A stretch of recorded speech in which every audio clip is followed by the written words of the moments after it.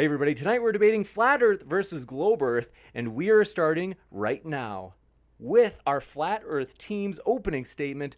Gentlemen, the floor is all yours. Okay, thank you very much. Pleasure to be here. I'm Bev. Try thinking. I'd say I'm not necessarily a flat earther because I'm a geometrically accurate realist, and flat is a two-dimensional surface, and we know from reality that elevations are measured from a horizontal base on a vertical datum. I'm here mainly because troll-induced have brought me into this arena from just stating reality facts. And so, I mean, that's why we're here. Forced to try and prove to myself that level is horizontal, and stating that the drop of the horizon is a geometric fact. So having to prove that level is horizontal, we ended up going back to first principles, right back to the basics and the basic understanding of where we're at. We found out that it's a logical base, logic and geometry are what put me here in the first place. And so, yeah, basically it's a proof, a geometric proof in reality, using 3D Euclidean space to prove that level is horizontal, which a lot of people get freaked out about, but most people know it as a reality. So we've devised a test. I'm not going to go into the test today, but I mean, anybody's willing to come round and view it if they want to. But the principles, the basic principles are this. I'll give this on the board. We've got a water level. There is a water level here, but this is a depiction of it. So in reality, you've got your water and it levels out. This is called a horizontal. One of the globe models is the hump and the drop. You've got two different models. You have to decide if you have a globe model in your head. You've got the constant drop from the point you're at, which we call the nutsack drop, we call that. And then we've got this one, which is the hump, the raise in the center, from one side to the other. That's basically where we're going to be going, or where I'll be going. Just basic logic and the contradictions within this. I personally just deal with the reality model and what is. So I'll be staying firmly grounded in mathematics and geometry and logic. So thank you very much. I'll pass it over. Who's next? Yeah, I can go. You hear me good? Really good. So yeah, basically, I'm right the hand, Kris. I've been in the debate for a while, and yeah, I'm not here to debate either, right? Like, I did that. I know you guys might be new to the debate, and you might have been expecting, oh, gravity this, gravity that, oh, this and that. But what if you're true to finding out the truth and getting down to what is real, which one or neither? Because I don't consider myself a flat earther, right? Like, flat and ball is like Democrat or Republican, right? I'm not the politics, right? I'm not it, and that's how I see it. It's a political realm of people that are like, I'm this, you're that, I'm right because I'm a this, and you're wrong because you're a that. And I was okay with that when, because of course you argue from your side and you're like, oh, these are the facts that I have, and they'll be like, oh, these are the facts I have. So now it's just like, how do we both agree? Like, what is going to determine whether what shape anything is, right? Like, if I have a grapefruit, right? Now, how do we know this is not a square? Well, geometrically, right? Geometrically, there's aspects physically, there's physical aspects to round objects, right? Now, again, I'm with Bev on the horizontal. Like if you got the glass of water, right? Look at the line of the water would let you know that this object is not straight. So there you go. And that we start working from there. You start working from things that are demonstratable, and then those demonstratable things, like how this water is in that line, right? We can't quite describe it with words perfectly, but that's where geometry and geometric values come in, right? Like if you have a circle, 3.141, you have the diameter will go around a certain amount of times always. That's how it works in the real world. And we just switch that real world working into a language that we can talk back and forth with and prove stuff with, right? Like if I wanted to know if this was going to roll down a hill, like because round objects will roll down a hill, right? And you can prove how the behavioral aspects of the hill is off the horizontal, right? So water will tell you if you have a horizontal. So they're just logical proofs that are based on the reality. So if your logic is not based on reality, you don't have logic. So I'll concede the rest of my time. And yeah, thanks for having us, James.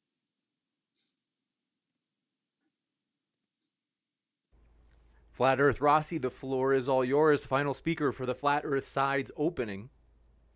Right, yeah, thanks, James. Hope you can hear me fine. Obviously, my camera's not working. Is that correct? Okay, no dramas.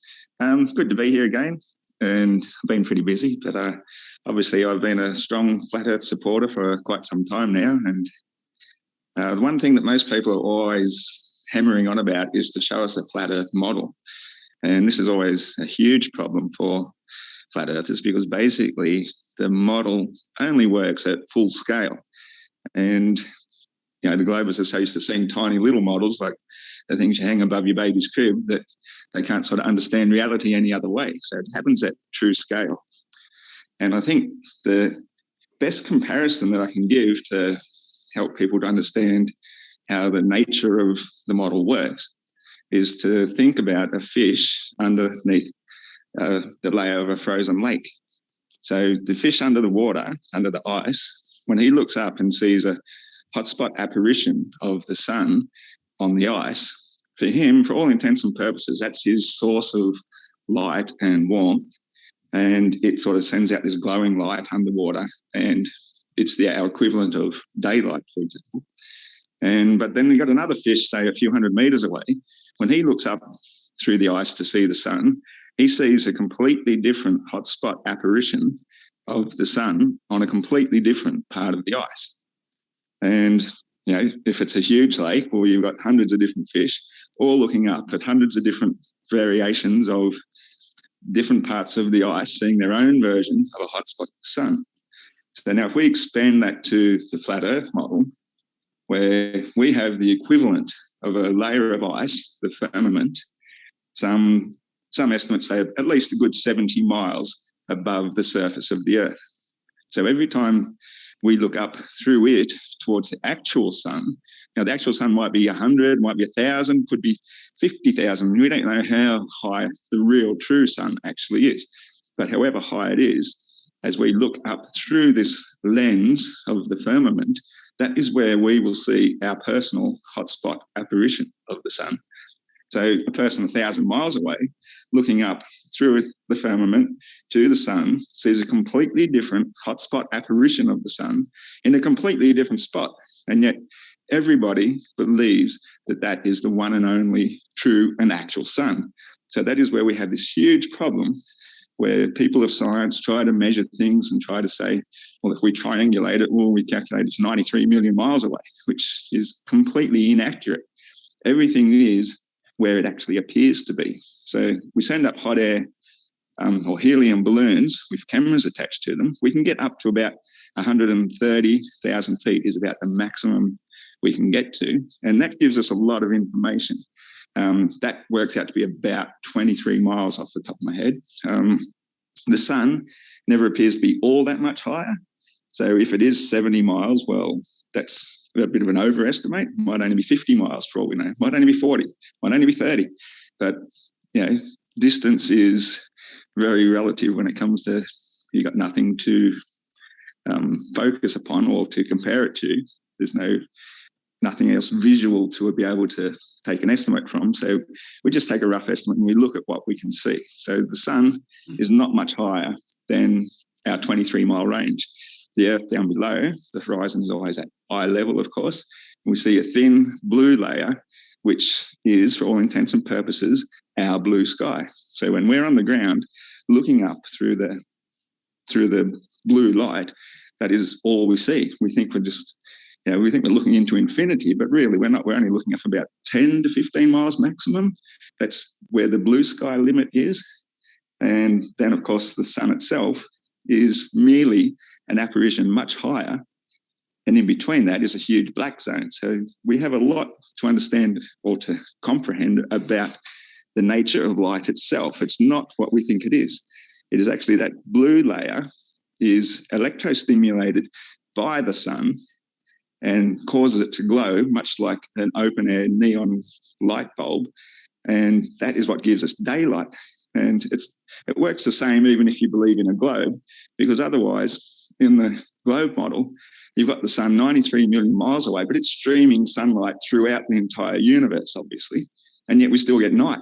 So how can we have night if there's only a tiny shadow of the Earth blocking all this sunlight? So obviously, light itself doesn't exist even until it actually stimulates something or reflects off of it. And our atmosphere is what gives us daylight, which is not exactly sunlight. Sunlight will give a distinct true shadow, whereas daylight just gives a gentle, warm glow. It'll light up an entire room without any direct sunlight entering it. So once we comprehend our personal view of the sun is unique to us, so there's like 8 billion different suns at any given moment, depending on the time of day, I guess. And the nature of light is also unique to each and every viewer, like crepuscular rays, for example. No two people will see the same two crepuscular rays. So I think I'm sort of trying to get ahead of myself a bit here, but if we go back to the analogy of the fish looking up at the personal hotspot of the apparition of the sun on the ice, that is virtually how we are looking at the sun, which isn't actually the sun. The true sun is well above that. And so in the flat Earth model, as the sun goes around us, a huge circumference of about 25,000 miles, which is the same as the equator, it actually gets higher to create the seasons. As it gets higher, it appears to go in a smaller circle simply because it's further away. And that will give summer in the northern hemisphere simply because the direct sunlight through the firmament is what creates the most direct light. And most direct light causes the most heat. And then as the sun gets nearer to us, it appears to make a bigger circle. Hence, it appears to go south or outwards. And that's why we get summer on the outside, on the south side. And the diluted light coming in at an angle then isn't as strong. So therefore, the inner side gets the winter. So that's our basic model with the seasons and sunlight explained. And I'll leave it at that. Thank you very much. So those were the openings from our Flat Earth team. And folks, we will kick it up to the top row, which is our Globe Earth team. And want to let you know, folks, we are thrilled you are here. Modern Day Debate is a neutral platform hosting debates on science, religion, and politics. And we're fully neutral. So we only host debates at this channel. And so hit that subscribe button and that notification bell as well for a lot more juicy debates coming up in the future. And so with that, Globe team, thanks so much for being here as well. The floor is all yours. Thanks, James. Right, tonight I'm not going to bore you all like I did last time with a 10-minute PowerPoint on navigation. My opening is going to be very simple. The evidence points that the Earth is a globe. Navigation, satellites, GPS, shipping, airlines, detections of earthquakes, locations, the moon phases, and so on. My main one is navigation, without going through the PowerPoint. That is the globe. On the globe, we've got longitude lines and latitude lines. When we take a navigation chart and compare the navigation chart with the globe, the lines on this all match up to this. Therefore, this is a two-dimensional representation of this, and it works. If you were to put all the navigational charts out flat, you would get that shape. And when you fold all these corners back in, it gives you a globe, proving that this is a globe. Or we live on a star-shaped flat Earth. And that's basically my opening. Just a short one this time. All right, well, I guess that means I am up. For those of you who don't know me, I'm Dapper Dino. I have a channel. Feel free to hop on by. And I, of course, am coming to you from the actual flat Earth, the one that is, in fact, centered on Antarctica.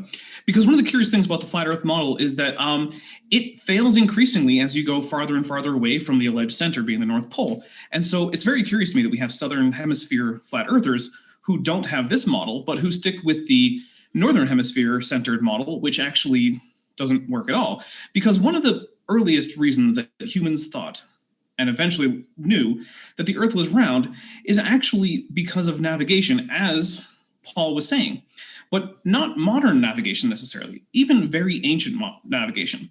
Early sailors used things like theodolites to measure the angle between where they were, wherever the stars were on the horizon, and things like the northern pole star Polaris, or the equator, not the equator, sorry, the ecliptic of the celestial sphere.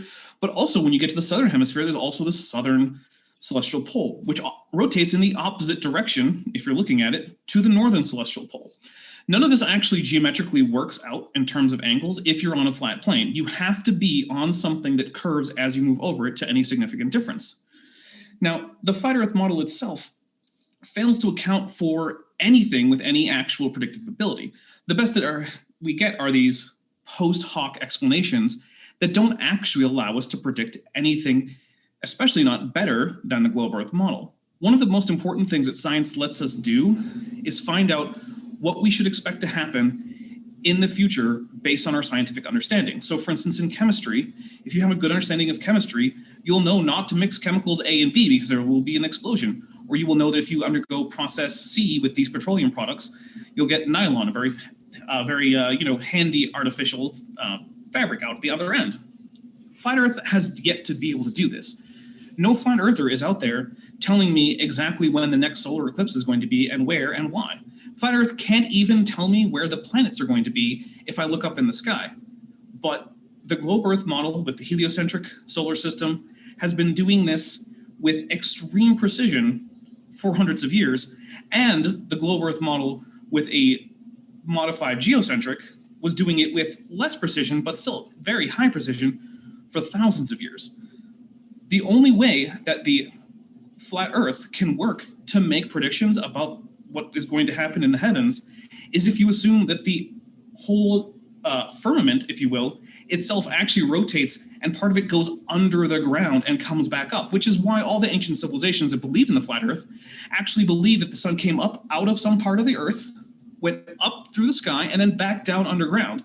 But of course, that problem, which would solve the problem of predictions in the sky, comes up with a problem that doesn't allow for time zones. But all you have to do is look at this panel where we have people in the UK, and Australia, and in North America to know that time zones invalidate that option. Literally, the only thing you have to do to invalidate the flat Earth is pay attention to how it looks when you're outside at night in two significantly different locations on Earth. That's it. The entire thing fails. And what flat earthers have, like I said, is a bunch of post hoc rationalizations coupled with a near total incomprehension of all of modern science and the actual model that they purport to be attacking. There is actually no understanding. This is one of the reasons why when you actually ask people who know about the scientific aspects that flat Earth tends to talk about, things like weather, astronomy, geography, even just basic math, the people who know about those things have trouble even comprehending what the flat earther is trying to get across. Because the flat Earth model, it's not even wrong. It's not coherent. It is self-contradictory. It can't predict weather patterns. It can't predict anything. So all I would like really for the flat Earth is just to do a couple things. actually explain and predict observations in the real world to at least the degree of accuracy that the standard model would allow. And then also maybe as for bonus points, explain things like spherical excess or the fact that lines of longitude continue to get closer together after crossing the equator. So if you're going from north to south, they start getting bigger and bigger, but then they get smaller and smaller again. And you don't have to be a NASA scientist or a fancy navigator to do this.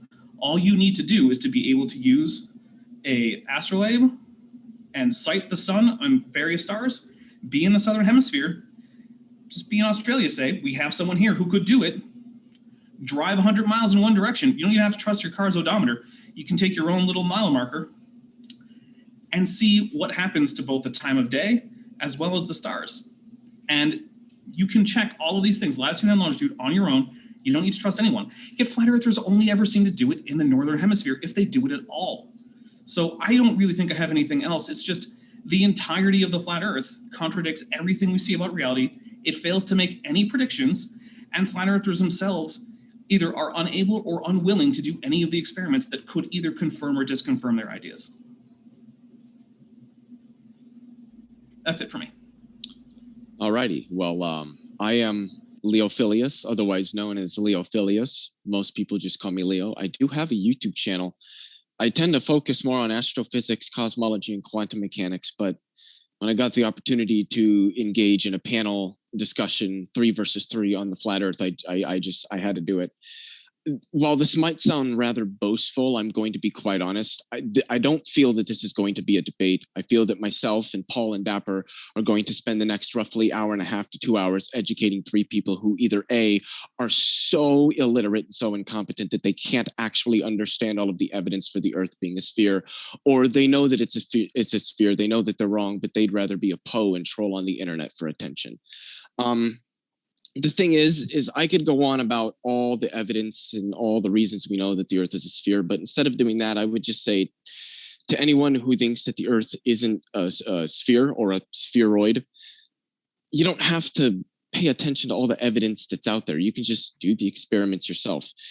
You don't have to pay attention that roughly, 1,300 years ago, Eratosthenes discovered that the earth has some form of curvature on its surface, because when he observed an obelisk in 2 different cities on the surface of the earth, he noticed that at the same time of the day, the shadow that they cast was different, indicating that at 2 points on the surface of something with curvature would give that result. He actually paid somebody, I believe, to walk out what that distance would be and utilize that distance and the difference in the shadow to calculate within, I believe it was like 15 or 20% accuracy, what the curvature of the earth was. But you can ignore that. We could ignore all of the people, all of the sailors that have been sailing this planet for thousands of years, and all of the methods they had to use to accurately navigate across the planet that involved the planet being spheroidal rather than flat.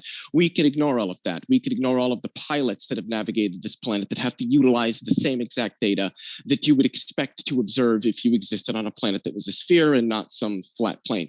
We can ignore all of that. We can ignore time zones, which indicate that we are on a planet that orbits a star and that only 1/2 of the planet roughly is receiving sunlight at any given time. We can ignore all of this data and just go out and do the experiments yourself. Try to sail from one point on the planet to another. Try to sail from Australia to Japan. And you will notice that the only way you could accurately do it is if you assumed that you were on a sphere. Try to fly from London to New York, and you will realize that when you want to plot out your path, you're going to have to assume that you were on a sphere.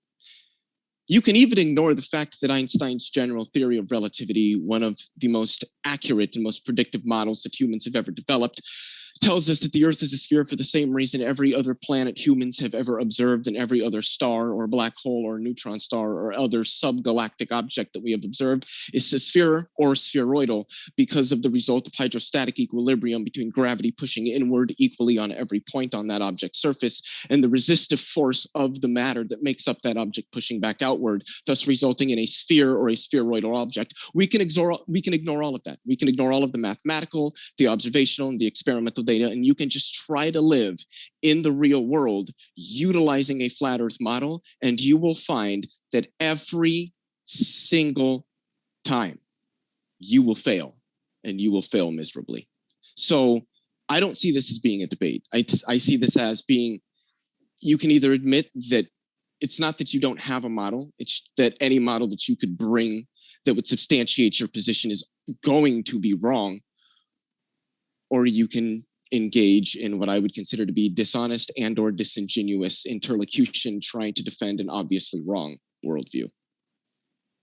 Very interesting, gentlemen. We are excited to go into the open discussion portion. Want to let you know, folks, our guests are linked in the description. So if you want to hear more, you can hear more from our guests. We really appreciate them. And so they're linked in the description, whether you are listening via YouTube or Twitch. We also put the links in the Twitch panels now for our guests. And also, if you're listening to Modern Day Debate via podcast, you can find the guest links in the description box for the podcast episode. So we are really excited to jump into this open discussion portion. And so, gentlemen, we assume you'll be your regular, polite, and respectful selves. And so thanks, gentlemen. I'm sure this will be high energy. The floor is all yours.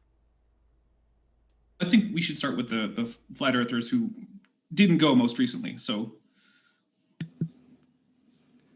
you're saying we can have a come back then? You giving yeah, us I would like you guys to go first since we just spoke. Okay. Well, me personally, I've wrote down 3 bits. I think it was you, Dapper, that said about an explanation of, was it spherical excess? The spherical excess, I said, would be a nice bonus that match the accuracy of our standard models for almost anything to do with geography or astronomy. Okay, so can I take that matter. spherical excess, the explanation of it? Go ahead. I would love to hear an explanation. Spherical excess, as you understand it, would be an excess to the angles of a triangle. Correct. I.e., a triangle having more than 180 degrees. Yes. Right. Now, in Euclidean geometry, there is a proof in mathematics. A lot of people will know that a triangle has 180 degrees. It's the basis of trigonometry as used practically for measurements of things. So when they are measuring just really quickly, triangles, everybody in the chat is saying that the stream is buffering, and it's buffering on my laptop. Oh yeah, I'm seeing it buffer too. Okay.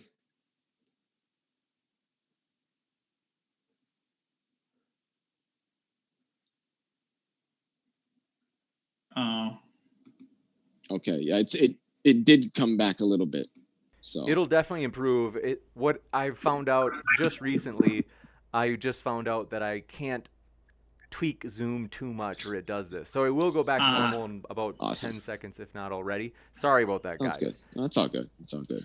All right. So sorry, Bev. What were you saying? So the triangles, there is a mathematical proof within mathematics, geometry. Stay in the triangles only have 180 degrees. Now, when you are out and realistically at the top of a mountain triangulating positions, you are measuring angles, sighted angles from point to point, thus making straight-sided just an angle, like any angle, measured angle has straight sides. So triangles have 180 degrees. So I would say to you, spherical excess is a triangle with more than 180 degrees, and that is impossible because there's a proof. It's routinely measured in land surveying. Sorry? It's routinely measured in land surveying. So if you say it's they measure impossible, triangles with more than 180 degrees in land surveying. You think that actually happens? Yes, because they report their results. So if you want to say it doesn't happen, it doesn't happen. Then you're going to have a mathematical proof, Dapper. There's You're the one that's making the claim. There's a proof for Euclidean space, but Euclidean space is not the way that surface geometry is going to be calculated on a non-flat surface. These sighted angles, Dapper. Can I make just a really quick statement? Most physics, especially once you start getting into advanced classical mechanics, and certainly once you're into relativity and quantum mechanics, you're not using Euclidean spacetimes. When you're surveying, in land surveying, yeah, you do. You use Euclidean geometry. Yes, in land surveying, absolutely. yes, Yes, you do. That's why I specified what I said. I just wanted to make that clear. When That's what we're doing. We're citing triangles, right? As in surveying. Right. But when large-scale land surveying is done and the results are put into tabulated tables, there is, in fact, actual spherical excess reported in all large-scale land surveying. It's impossible, dude. That's great that it's impossible, but that's what's reported. So what you need to do now is explain why it's reported, not repeat that it's impossible, because it's happening. You can say all day that it's impossible, but if you actually look at the results of large-scale land surveys, triangles only have 180 degrees. Okay, so I'm just going to assume you don't have an explanation, which is great. Does anyone else? I do have a proof in mathematics that triangles have 180 degrees. You have a proof that in Euclidean space that works. We're not working on a Euclidean space, and you don't have an explanation. Can you show me then? Can you show me this, excess. Please? Yeah, I'll tell you what. I will pull up some reports with spherical excess. No, and can you show me, please? I did also want to say really quickly that you're saying that it sounds like you're saying that spherical excess is something that's mathematically impossible under traditional assumptions in a flat Euclidean space. Yes, but and I'm reading this from Wolfram Math World. There's a theorem here that's an equation that defines spherical excess. Yeah. We're talking about sighted triangles in surveying. You go up to the top of a mountain and you sight 2 points with a theodolite and you measure the angle. You then go to the other point and do the same, and you do that 3 times. That's triangulation. You're measuring 3 angles for a triangle. Those are sighted lines. They're straight lines. That's a triangle with 180 degrees. Of course. Say real quick. So that's how I'd explain that. Yeah, well, it's just to say that you can't measure respect. Sorry, let me just real quick. So if you're using triangulation, right, the only reason it will work is if the lines are straight. Now, if you try to triangulate 3 points, right, and you do this, and you curve these 2 points in any capacity, the triangulation will not work and you will not know where you are because of how triangulation works. So when you're saying, oh, we've got spherical excess, which is impossible because if the method you're using is to make a triangle and you make a triangle, it won't have spherical excess. Wait, hold on. When you say it's impossible, what do you mean? What kind of impossibility are you referring to exactly? In reality, like physical impossibility, metaphysical impossibility, logical impossibility, because I can give you literally the equation for it. So obviously it's not but equation is not reality. So hold on, really quickly. Can you tell me what an equation is? It's not. Can you hold an equation in your hand? That doesn't answer my question. Well, hold on. Can you tell me what an equation is? Hold on. Reality. Now, when you say triangulation, triangulation is not something you can hold. What you can hold is physical objects that are straight. And then when you measure those physical objects, they will adhere to certain laws, right? Like an equilateral triangle, they'll all be the same size. If you make one side bigger, they don't work like that. Okay, so when you start making shapes that aren't shapes, the laws in which reality works don't apply. You know what? 100%. You're correct. I'm not even going to try to disagree or get into things like Riemannian geometry. But yeah, 100%. You're correct. I was wrong. Thank you for correcting me. I don't want to get caught up in that discussion. I don't think it's relevant to the point. I mean, geometry is how we tell shapes. If you don't have the geometry to tell a shape, right? So if you don't know what a straight line is, and you can't establish a straight line, then you can't say that another line is curved and the thing you're on is curved. So the first thing that comes is the establishment of the proofs in which we will use to determine shape. We're not 100%. We're not just going to go back and forth, flat earth, ball earth, show me why, tell me, explain. We're going to be like, look, 100%, this is reality, and let's use the reality to determine. Yeah, 100%. You're 100% correct. Yep. Anybody else? Yeah, a triangle on a globe, the sum of the angles of a triangle on a sphere is 108 degrees plus f, where f is the fraction of the sphere's surface that is enclosed by the triangle. For a positive value of f, this exceeds 180 degrees. So it does take into account that the Earth is curved. Not sighted. Okay, so here are some cited examples. Are we ready?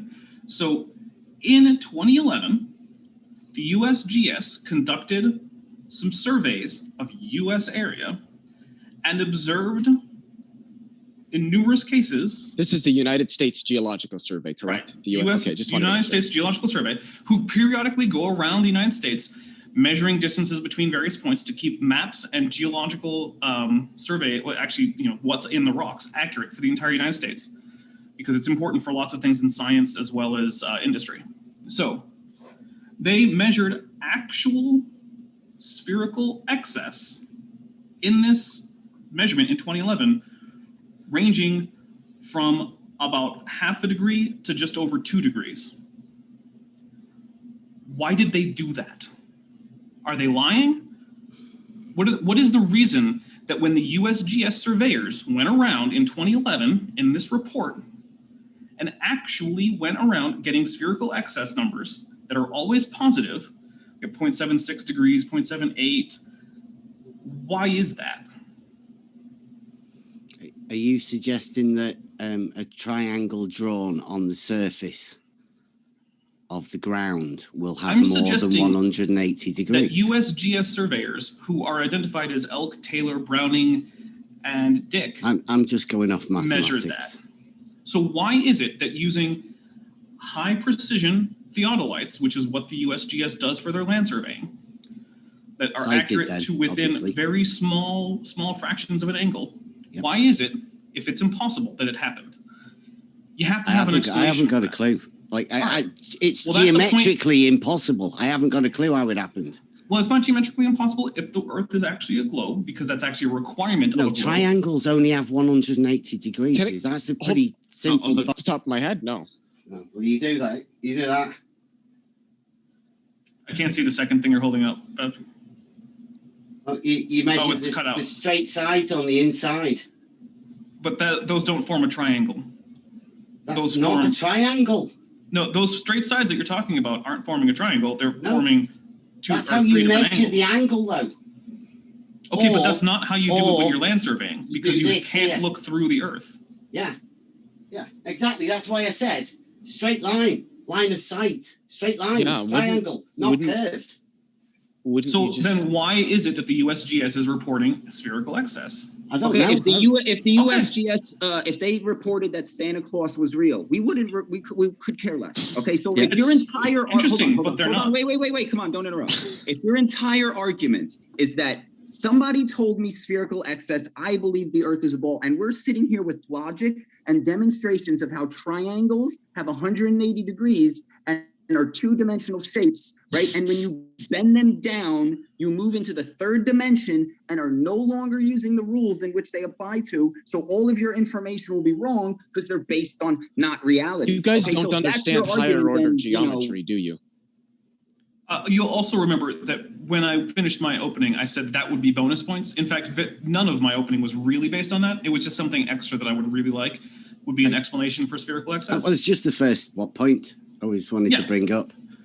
But again, I have yet to hear an actual explanation as to why spherical excess is always reported, other than conspiracy, which is not an explanation that can simply stand on its own. You have to demonstrate that there's I've never reported triangles having more than 180 degrees. I've never seen your paper reporting your work in surveying, but I would be very curious to see when you do, in fact, get a team of flat Earth surveyors out and go do some proper controls to actually go see what you guys measure. What do you mean flat Earth surveys? I've said at the beginning, just reality, right?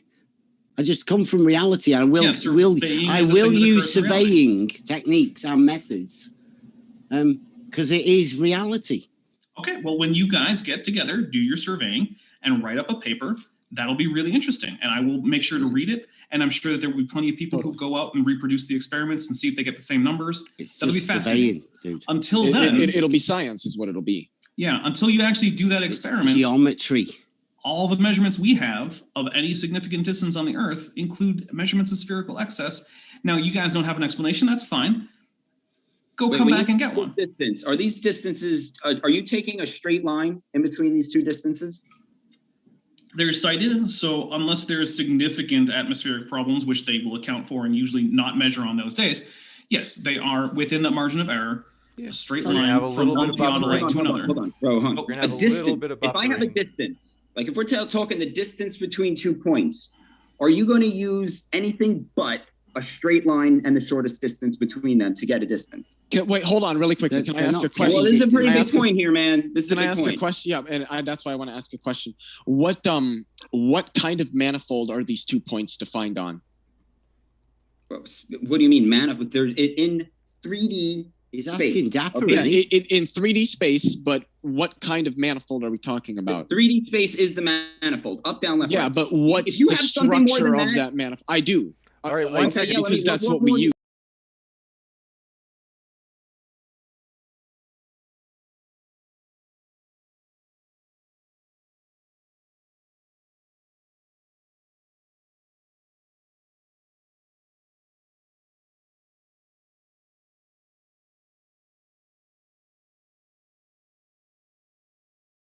I just wanted to make sure that Flat Earth Rossi got a chance to speak now that we finally got him back. So go ahead, Flat Earth Rossi, the floor is all yours. Thanks, James. I was just trying to add my 2 cents in to the actual discussion quite a bit there, because they're talking about navigation, which, as we all know, was traditionally done with compasses and the observation of Polaris, which Polaris happens to align with the North Pole star, and everything in navigation was related to Polaris because it's the only fixed star. As we notice, all the other stars revolve around it. And so these navigators, that's what the latitude line is on a map, is a circle. It's drawn with a compass and it's measured with a magnetic compass. That's how you draw a circle. So anybody trying to draw a circle based on navigation, they're using a compass. That's what the east-west line is. It's a circle. But if you're then trying to do a triangle, then how are you going to measure a straight line in any distance apart from exactly north-south? North-south is the only straight lines you'll get using a compass, using any form of navigation that they've known traditionally. So anytime they try and make a triangle, the only way they're going to know a straight line is by going in a big curve. So when you make a triangle from 3 distinct points using one straight line and 2 curved ones, well, the angles won't add up to 180 degrees. That's all I'm trying to say right from the beginning. Thanks for the time. Yeah, but we're agreeing they won't add up to 180 degrees because of the curvature. And other than the equator, no line of latitude is something you can follow without turning. This was the point I was trying to bring up with right the hand, is that you can have 2 points on a manifold, but the minute there's curvature in that manifold, you no longer use a line to define the shortest path between those 2 points. You use what's called a geodesic. And these are used all the time in Riemannian geometry, where a triangle can certainly have 3 angles to add up to more than 180 degrees. Wouldn't the straight line go through the ball? No. Okay, Yes, so it if you would. had a ball. Okay, hold on. I got a ball here. Now, I could build a bridge over it, right? Now that bridge would be curved, right? Yeah. And I can drill a tunnel through it. That'd be a straight line, right? Yes, it would. Okay, so when you say a straight line on a sphere is following the surface of the sphere, you're wrong. The straight line would be like the radius or the diameter, right? That's not what I said. Okay, so you can't have a straight line on the surface of a sphere. That was my point. Okay, so wait, hold on. What? You can't have a straight line on the surface. If you had a straight line, wouldn't it go off the sphere? If the line were tangent, yes. Yes, it would. No, if it was curved and not straight. If the line was curved? Well, wouldn't it have to curve to follow the ball? To follow the surface geometry, yes. Okay, so then it's not straight. Depends on the geometry. So what I'm getting here is that I think we have a group that doesn't actually understand topology in the mathematical sense, but maybe I'm wrong. So I'd like to find out. So can I get the basic facts then? Just a quick one. Well, I want to find out if we know enough about topology for. We want for to do the basics. I want to make sure we have a direct understanding of the very basics of an I've angle. been talking about the basics, and I don't think anybody's been following me. An angle. Can we get an angle is between 2 straight lines? What the angle is between 2 straight? An angle is the measurement in between 2 straight lines. Well, wait, what? Can you say that one more time, please? I'm sorry. angle is the inclination between two straight lines. Imagine a circle. No, right? I mean, I know what an angle divide is. it into Your definition 360, just and confused me. each one of the angles would be a division between two radius lines. Wait, are you talking That's about what an angle is, about, right? Wait, you're talking about radians. I'm talking about an angle. Yeah, like radians. Like two straight lines. Never mind. I guess I'm out of my depth. I don't know what. No, we're talking about the angle, dude, not the circumference, right? Yeah. Maybe we can address another part that Dapper Dino brought up about navigation, because he's saying that they've been navigating for thousands of years using what they call planetary geometry, whereas that doesn't work that way at all. As I said, if you're drawing latitude lines in ever increasing circles around a center point, the North Pole, then that's why they keep on expanding. But this is why when they say they get to the equator, things go pear-shaped, because they no longer match their expectations. And the reason for that is because they've lost their focal point, which is Polaris. The Polaris was always their focal point. When you say pear-shaped, what do you mean? Yeah. Well, because as soon as you get so far away from Polaris, like anything else, it disappears due to distance and perspective. The further you get away from something, the lower it gets. It doesn't mean you're going over a curve. It just means that visually it appears to get lower and lower, which is how the sun sets. It's getting further away. So you're getting further away from Polaris till you reach the equator, which is the point they've drawn on their charts, a big circle around the North Pole, which is where Polaris disappears from view. So that's why measurements get pear-shaped, because they've lost their point of reference. They have to start using something else. And as a result of Polaris disappearing, that is when they believe they disappeared over a curve. This is ancient superstitious people thinking that convergence of perspective means curvature because it's gone below the horizon. It hasn't gone below, it's just disappeared into it. So Ross, why don't you use navigation tools from antiquity, which are available? You can simply get them. Learn how to use them. And I can't see Polaris, and I'm not into but you can see the southern celestial pole, but that is a good question. See Polaris? There is no southern celestial pole. Why can you not see Polaris? Yeah, what? Those are both good questions. As I explained to you, once you get a certain distance away from anything, even if it's a pole star, it's going to disappear from view. That's not necessarily true. That is not necessarily true. The stars do the same thing. No, they don't. Everything obeys laws of perspective. Of course they do. What are the laws? They do obey the law of perspective. Hold on. What are the laws of perspective? The laws of perspective means if you get further away from something, it appears to get lower if it's really high up above you. Otherwise, no, that's a description. What's the law? The law? Well, it's all a visual law, isn't it? No. Like, for instance, if I gave a law of motion, I might say force equals mass times acceleration, and then I could measure each of those with units. What is the actual law of perspective? Not a physical measurement of a force. We're talking just about a visual. Well, then it's not a law. Of our being able to see. We're talking about science here. In science, laws are equations. If you don't have an equation, you don't have a law. No, equations are just wizardry. We don't need wizardry. Wait, hold on. What do you mean equations are wizardry? Wait, no, hold on. Okay, really quickly. Can I ask you a question? Just a very, very simple question. Hold on. Is 2 plus 2 equals 4 a true statement or not? 2 plus 2 what? Does 2 plus 2 equal 4? 2 oranges, does that equal 4 apples? Does 2 plus 2 equal 4? You're talking abstract Why are you not answering the question? Because 2 plus 2 what? Why does that matter? You're confusing him with your sorcerer's ways. No, you're talking abstract stuff of non-reality. You think math is not abstract? I'm saying it is abstract. Yeah, it's very abstract, of course. That doesn't mean it doesn't work. You've got 4 apples. If you've got 2 lemons plus 2 oranges, you don't have 4 apples. Yeah, but you still have 4, right? You still have 4 objects. Things. Yeah, you still have 4 objects. So 2 things plus 2 things will give you 4 things, right? Correct. Okay, so 2 plus 2 equals 4. You could just say you don't have 4 things. You have 1 individual unit, 1 individual unit, 1 individual unit, and 1 individual unit. Now, I'm glad that we've changed 2 plus 2 to 1 plus 1 plus 1 plus 1, but it still ends up equaling 4. No, hold on.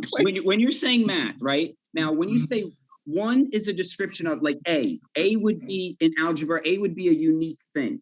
Okay, one, if you're describing coefficient, a unique thing, right, and describing another unique thing, and add them together and don't get a new thing, you can't label it a new thing.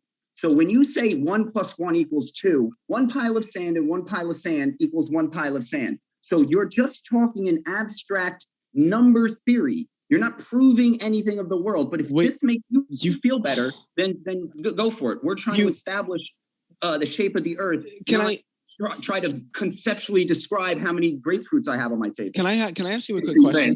Do you know what mathematical logic is? Do you know what is the definition of mathematics? What is that? That's not what I asked you. Do you know what how mathematical? am I supposed to know what the logic of what? You said mathematical logic. That means the logic of what? I asked you what mathematical logic is, and you're asking the logic of what? I don't. Well, you're saying logic. Logic doesn't need something behind it, unless it's illogical. So you have logic and you have illogical. So when you so wait, logic doesn't require axioms. Logic doesn't need. What are you going to say? You have Shakespearean logic. Right. No, there's logic.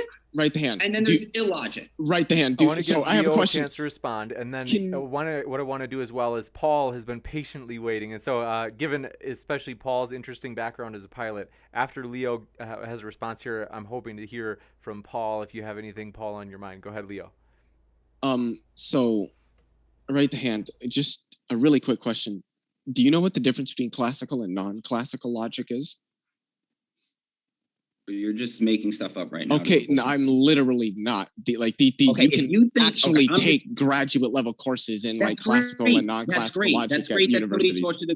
That's great. You think there's two logics. There's logic, which is based on reality, and then there's illogic, which means it's not reality. I don't know what to say at this point. The statement is either logical or it's illogical. There's not degrees of logic depending on your bias or graduate degree. Sorry, man. Well, no, but there are different types of logic, yes. Paul, what have you got? If you have anything, Paul, I don't want to force it. Yeah, I'm just going to address what Ross was saying about the North Star. Yes, once you get below the equator, you can't see the North Star, but sailors back in about the 1700s, they used to use the Southern Star, which is Polaris Australis or something along them lines. So they used to navigate by that. You live in Australia. You are in the perfect position to test whether the navigational charts follow the globe. Because if you get a navigational charts, your longitudinal lines will get narrower as they go south. Our longitudinal lines get narrower as they go north. So if you get the navigational charts for Australia and check that out, that will follow exactly what is on the globe, and them lines will match up exactly where they are in Australia. Well, that sounds reasonable by way of ancient superstitious navigation of things, but no, that's the navigation that is used today. In reality, there is no southern pole star that you called it. That's actually called Sigma Octantis, and it's not visible to the naked eye, and it's allegedly supposed to line up in some fashion with the Southern Cross. Now, I see the Southern Cross every night of the year, all year round, in roughly the same position. Its angle does change. But what doesn't change is that by the morning, when I see it in the southeast, when it first comes into view at dusk, is that by morning, when it starts getting bright enough, the stars disappear, it's over to the far west. Now, in the flat Earth model, that works perfectly well because all the stars rotating around Polaris means that because we have time zones, and time zones are ruled over by the sun, wherever the sun is directly overhead is your local 12 p.m. And so as it takes 24-hour segments to go right around the whole world, the other half of the world is in night. And so as the stars are basically working in unison with the sun, that means that the other southern continents will see the same stars that we see during their local nighttime. So for me to see it going to the west is exactly what you'd expect to see of all the stars rotating around Polaris above the stationary planar Earth. The only reason they appear to be going in the opposite direction is because in the south we have our back to Polaris and we're looking at them in the different direction. So when you look at anything rotating around above you, if you turn around and look the other way, it will appear to be going the opposite direction. But they're all still going the same way around Polaris. Have an additional rotational pull unless you're looking at a 3D object with more sides than would be available to a hemisphere, which is all a dome over a flat Earth can be. You need to have an entire sphere of the Earth in order to have two rotational poles. Otherwise, what you would see, as you would see if you look at my animation here, where I'm centered on the South Pole, If you were standing far north in Alaska and looking at the stars, you would simply see them sweep across the sky with no rotational pull other than the North Star. Or actually, in this case, it would actually be Sigma Octantis, because I have this centered in a way that actually makes sense for the Southern Hemisphere on Antarctica. But you've got the sun going the wrong way. No, I don't. It is actually still going east to west. But if you actually look at the rotation of the actual sky and the objects in it from the Southern Hemisphere, they rotate to your vision the opposite direction, which is what I've got going. But that's not the way I see them. I see them going from east to west as well. I might have it X mirrored because of my software. Let me fix that. Sorry, that might be the case. I might have it X mirrored. I don't know. But yeah. No, it's well, coming. Yeah, that's not how I see it. You've got them going from right to left, whereas I see them going as I'm looking south from left but you're to right. looking up. You're looking up in real life. You're currently looking down at my map. So yeah, it is going to be reversed. Yep. So the thing is, it's not hard to figure out a geometry that works with the sky. It's really not very hard. The sky is what's called a celestial sphere. It's called that because celestial means heavenly, and the things in the sky are, according to lots of conceptions from the ancient world, the heavens, that's what you call them. And it's a sphere because you can map every fixed star to a particular location on the sphere, and they all rotate together through the year. Make what it is. You can call it a sphere. The thing is, it could still be a flat it's not plane. just the thing. It's not named arbitrarily. It's named because every single object on that sphere has a particular location on the sphere that it always appears on in the same relation angularly to all the other stars on the sphere. These are not the planets or the sun or the moon. Well, that makes a mockery of the globe model, though, doesn't it? Because you're saying that it depends on the globe model. The Earth is racing around the sun. It goes about 1.6 million miles every day as the sun is moving itself 500,000 miles an hour. So all the angles of all these stars means that you are saying that every single visible star is moving exactly the right amount, right speed, right angle, right velocity. That's all not around what's happening. Ross, so let's say the Earth moves 1.6 million miles in a day, right?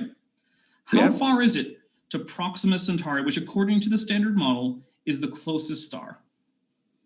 It's about 70 miles, the same place every star appears, because that's where every. No, I said according to the standard model. That's great that you have a different answer, but according to the standard model, how far away is it? I really wouldn't know because I've grown up from childish fantasies. You tell me how many 25 trillion miles. Hold on. Right. We do want to hear a response. So just to be sure that we're not cutting each other off. Well, the response was, I don't know. Well, it's 25 trillion miles. We do trillion want miles. Listen. I don't like that. So just if I say we need to hear a response from somebody, we need to hear them finish, and they'll do the same for you, and I'll make sure that that's the case. So Ross, what is 25 that trillion miles. Who measured that? With what tape measure? What laser measurement device? How did they actually measure this? This is what I'd like to know. You tell me who came up with this measurement and how they did it. Okay, well, Ross, that's a separate question. Right now, we're trying to get at why it is that the relative lack of apparent change in the location of the stars throughout the year relative to each other is in fact not a problem for the standard model. Now we can figure out how. You had to back engineer this standard model of billions and trillions of miles to explain the lack of visual parallax, which doesn't need to be made up if you understand that all the stars move as one body around Polaris. Maybe, but we're still at the point where we're explaining the actual model as it exists. Because here's the thing.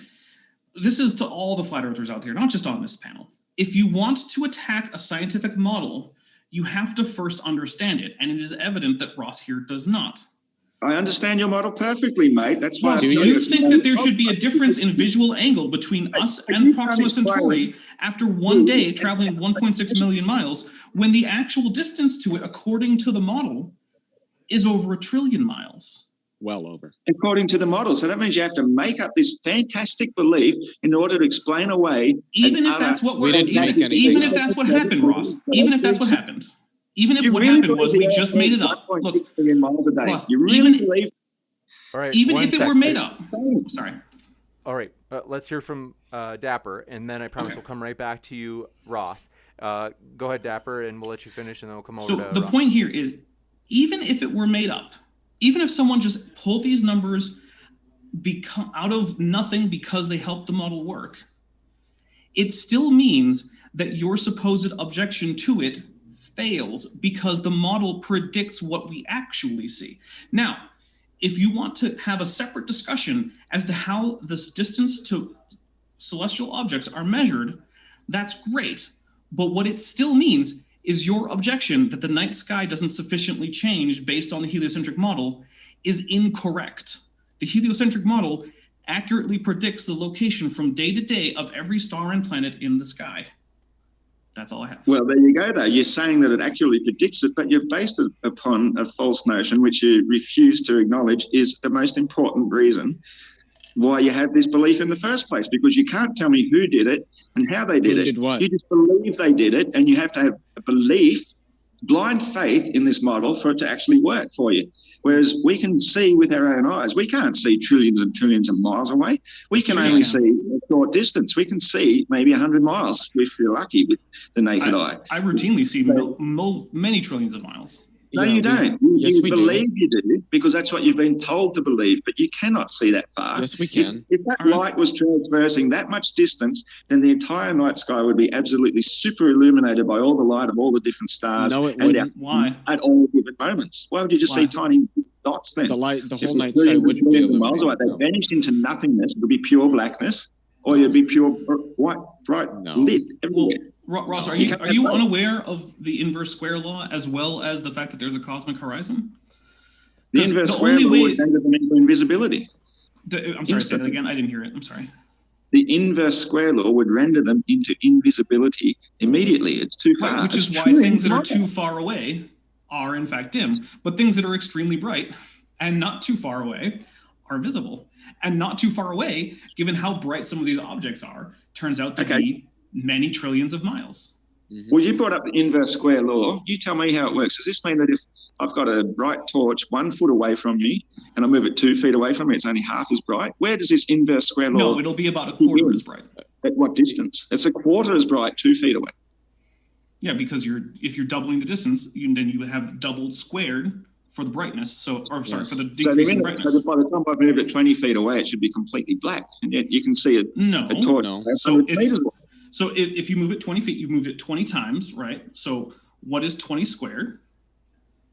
400. What's the point? So if it's 400 times as dim, is that 0? Pretty much, yeah. No, it's not. It's measurable. Yeah, it's definitely measurable. It appeared to be the tiniest little dim spark as opposed to the bright. Do you understand how bright objects in space-time are? If you could rank stars on a scale from 1 to 7, with 7 being the brightest and 1 being the dimmest, the sun would be a 3. Look at how bright the sun is during the day. Take an object that's 1,500 times as bright as that and put it 2,000 times further, and you will still be able to pick up that object in the night sky. Are you saying is the sun not the brightest thing we know? Are you going to say there's something the brightest object that we've ever measured? No, that would be a quasar that's like 900 trillion times as bright as the sun that lies about 13 billion light years away. Who's the you there? I'm sorry. Leophilus, yourself, you've seen something tens or 20 times brighter than the sun? Yes. Or is this just a story somebody told you and you're believing? No, I've seen it. I've seen the pictures of it. You've seen with your own eyes? Oh, you've seen a picture of it. Was the picture brighter was the picture that you saw so bright it burned your eyes, or was it not as bright as the sun? Wait, is that how you think pictures work? No, well, hold on. How do you think brightness works? You told me you saw something. But you think the way that brightness works in reality translates to time out. Let me get this out. You said, I've seen something 100 times brighter than the sun. Much brighter. You said, look at this picture on this piece of paper, which is not nearly as bright as the sun. And I'm going, so then you didn't see something brighter than the sun. You saw a picture, and then you believe that picture somewhere out in your imagination land, there's something brighter than the sun. So the universe is imagination land now? Well, the sun is in reality. The thing. The sun is in the universe. Yes. Hold on. As is the Earth. And that thing you've said you've seen is a quasar that's also in the universe. And it's brighter than the sun? Yes, it is. We can measure it. That's why I see the sun. Measure its intrinsic luminosity, and the amount of electromagnetic radiation that it emits is 900 trillion times more than what the sun emits. Yes. Okay, so what you're telling me is that some little speck in the night sky is brighter than that gigantic illumination ball that comes during the daytime. That's your argument, and it's further away with that. It's a good one though. Yeah, yes, but obviously, given that it's 13 billion light years away, it's not going to appear in the night sky as bright as the sun. Okay, but so if the Earth were the same distance away from that object that it is from the sun, that object would be 900 trillion times brighter than the sun is. Yeah, and if, but in reality, so without the ifs. No, in reality, because we've seen it and we've measured it. Okay, wait. So we're measuring brightness, okay? Now, I measure the brightness of the sun. It's off the frickin' charts. Now, we go at nighttime. Really not. Hold on. It's not at all off the charts. Wait. Let me get this out. Come on, guys, come on. I can be the only excited one. If we get too many people excited, it goes crazy. So I measure the sun, right? And the reading is off the chart.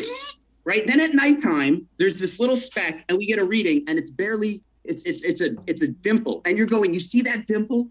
That's 9 trillion times the sun. And I'm going, bro, I think you've been sold some magic beans.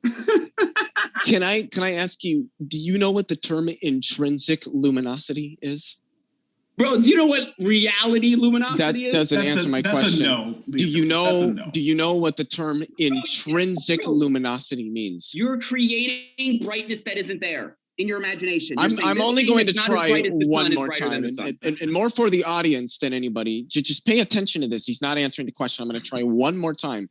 Do you know what intrinsic luminosity is? Okay, you're kind of doing, don't interrupt, please. I'll answer you. You're doing that thing again that you did with logic. Luminosity or brightness doesn't need anything in front of it. Okay, hold on. When you're saying this thing is bright, okay, that's how we measure how bright it is. Now you're saying, well, it's further away, it's blah. You know, when we're talking about the brightness, which is a visual aspect, okay, visually, the sun is brighter than anything we've ever seen. Now you're converting brightness into a formula and then making the sun the least bright thing in the sky. That's insanity. That's the wizardry of mathematics. Wait, what? The least bright thing? First of all, not only do you not know what intrinsic brightness is, you seem to think that we think the sun is the least bright thing in the sky. It's not even close. Exactly. I am. See, this is what I meant when I said in my opening. About distance. I said nothing about distance. I said brightness. This is what I said. Brightness is related to distance. Yeah, but here's the thing. You're going to try and convince me that something that is barely visible in the night sky is brighter than the sun. And just because it's far away. Well, that's okay. When you say, but it's far away, that is you saying this thing is not as bright as the sun, but I believe it is. No. Brighter. But it's further away. No, you do realize exactly. So in reality, I'm going to say the sun is the brightest. Do you know how we basically if you look at the sun and how bright the sun is now, and then move it trillions and trillions of miles away, it's going to look dimmer, but it is still going to be the same brightness as it was when it was close to us. It's to do with the distance. Yes. Can you move the sun? Can you move the sun? The sun is moving right now. If you could move the sun that distance, it would be dimmer, but it would still be the same amount of luminosity. Can you do that to confirm? Yes, we can. We already have done it. Astronomers do it. You're telling me you can move the sun and confirm? Confirm what? How do you know what the sun will look like 7 trillion miles away? Are you just using imagination? Because we can look smaller and dimmer. Because we can look at stars. Okay, hold on. We can look at stars that are of the same relative brightness and measure their distance and learn what the sun would look like, since it would have the same relative brightness as the stars is. We can then figure out what the sun would look like if it were that distance away. This is how we measure objects in space-time. Okay. Do you know what we can also do? When you say figure out, that means I'm going to look at the sun, then I'm going to take a piece of paper, and I'm going to take a piece of pen, and I'm going to do this, and then after about a minute, I'm going to say that thing in the sky that isn't as bright as the sun is brighter than the sun. Well, you're being a bit hyperbolic with how No, I'm easy being you truthful. think. Please don't overtalk That's me. what you do. You're being a bit hyperbolic with how simple you think the mathematics is done. It's not done that simply, but essentially, yes, that's what's done.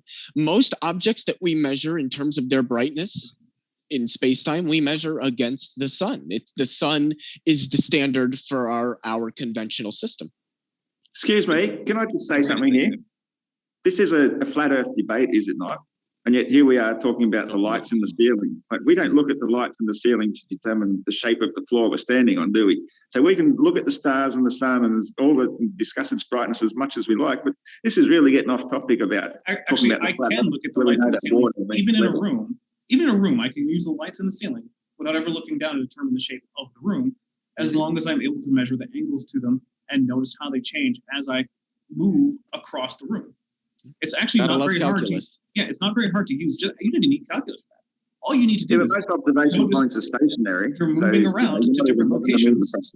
If you have a ceiling and you move to different locations and you measure the angles, you can get a actual in 3D map of the ceiling, and then based on that, you can backtrack to where you are in the room and measure the shape of the room without ever having reference. And determine that the floor curves. Is that what you're saying? That by measuring different angles, talk about that space, please. Yeah, if the floor does curve, you can determine that. Yes. On a desk and shine a lamp above them and get heaps of different angles of shadows, and I can use a mathematical formula to prove how spherical my desk is. It doesn't prove that you can't. You can't do it with a flat desk. No.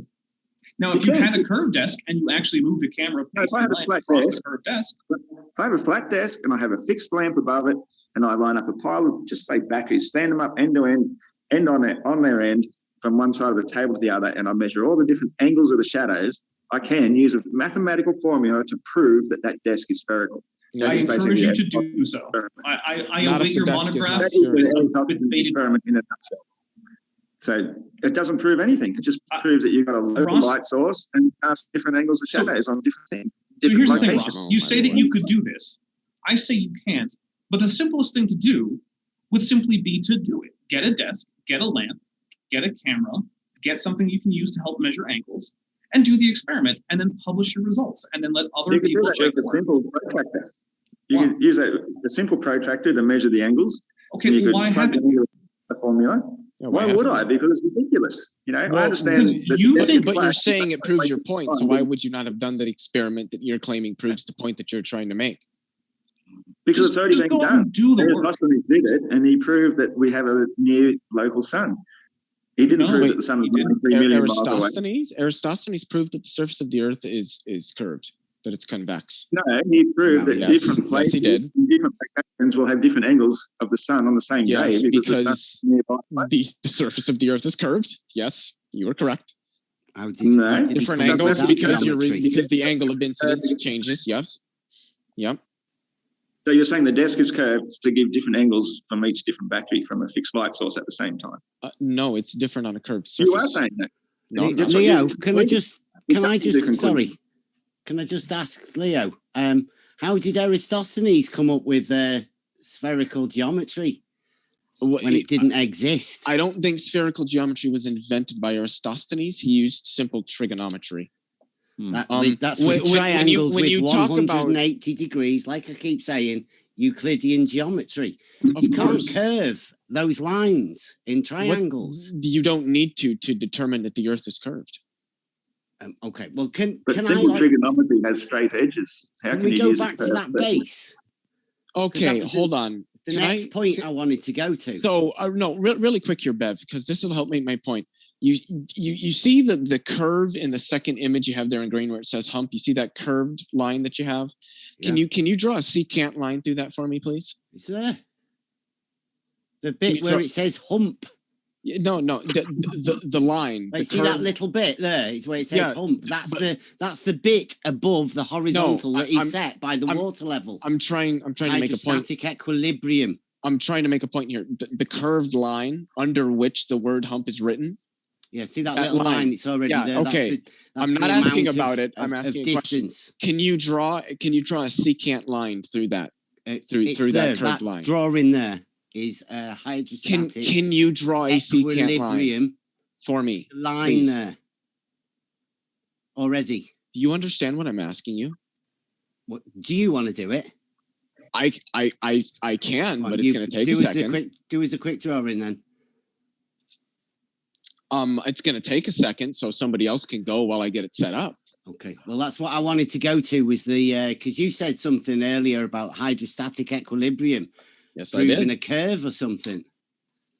But that's the water level is establishing a horizontal plane of reference, right? That's a level. Horizontal is a straight line, right? No, it's it's level with the surface of the earth. Yes. Yeah. Whatever the shape of the earth is, mean? that is the shape of level. So Yes. saying that water is level provides you with no help. You still have to go out and actually measure things. What I said was a water level Okay. is a tool for establishing a horizontal plane of reference, as is all tools that are called level. They establish a horizontal plane that is parallel to that of the plane of the horizon. All horizontals are parallel to the plane of the horizon. That is how they're defined. And your horizontal on different locations will depend on the shape of the earth. If the earth is in fact flat, then yes, all horizontals will be parallel. If it isn't, water level just proves that wrong. Water level just proves that level is universally level. That's why we use the term. Of course it's universally level. But the question is whether or not level curves. Horizontal. It doesn't curve. That's right. Why not? How do you know? It's a horizontal plane of reference. It's easily provable, as is every time any surveyors ever do a job. That's what they use. Except you don't believe surveyors, because when I report to you the actual finding of surveyors, you just tell me that it's wrong and don't give me an explanation. So please, you did just say those surveyors. Let me finish. Please don't come to me with surveyors when you think that either they're just making stuff up or they're lying or I don't know. But you apparently think that surveying is just nonsense. So I don't know why you're trying to use it on me. But the fact is that whether or not level is curved depends on the shape of the earth. So saying that it's level doesn't do anything. It's agnostic to the shape of the earth. Pointing out that level exists helps neither you nor me. You have to actually do some actual out in the real world measurements, which is my can I answer that now, or are you just gonna? Yeah, sorry. Level is horizontal. Like it's not something you have to prove. It is an established fact. Is it? Yes. Definitions of level don't actually prove that or demonstrate that fact. Really quickly, how would you level a circle? Could you level a circle? Could you level? In a sense, yes. I am sharing my screen. I don't know if James can see it or not, but I can explain how you can do that. Yeah. Yeah, you can be at a set level above a circle. In relation to a water level, how can we do this? So you can't level a circle because level is an orientation and being straight between 2 points, right? So this is straight but not level.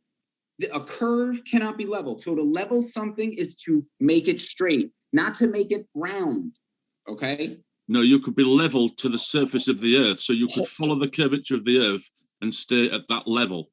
So if you hired a handyman, just like an aeroplane, when it flies across the surface of the earth, it stays at a set level to the surface of the earth.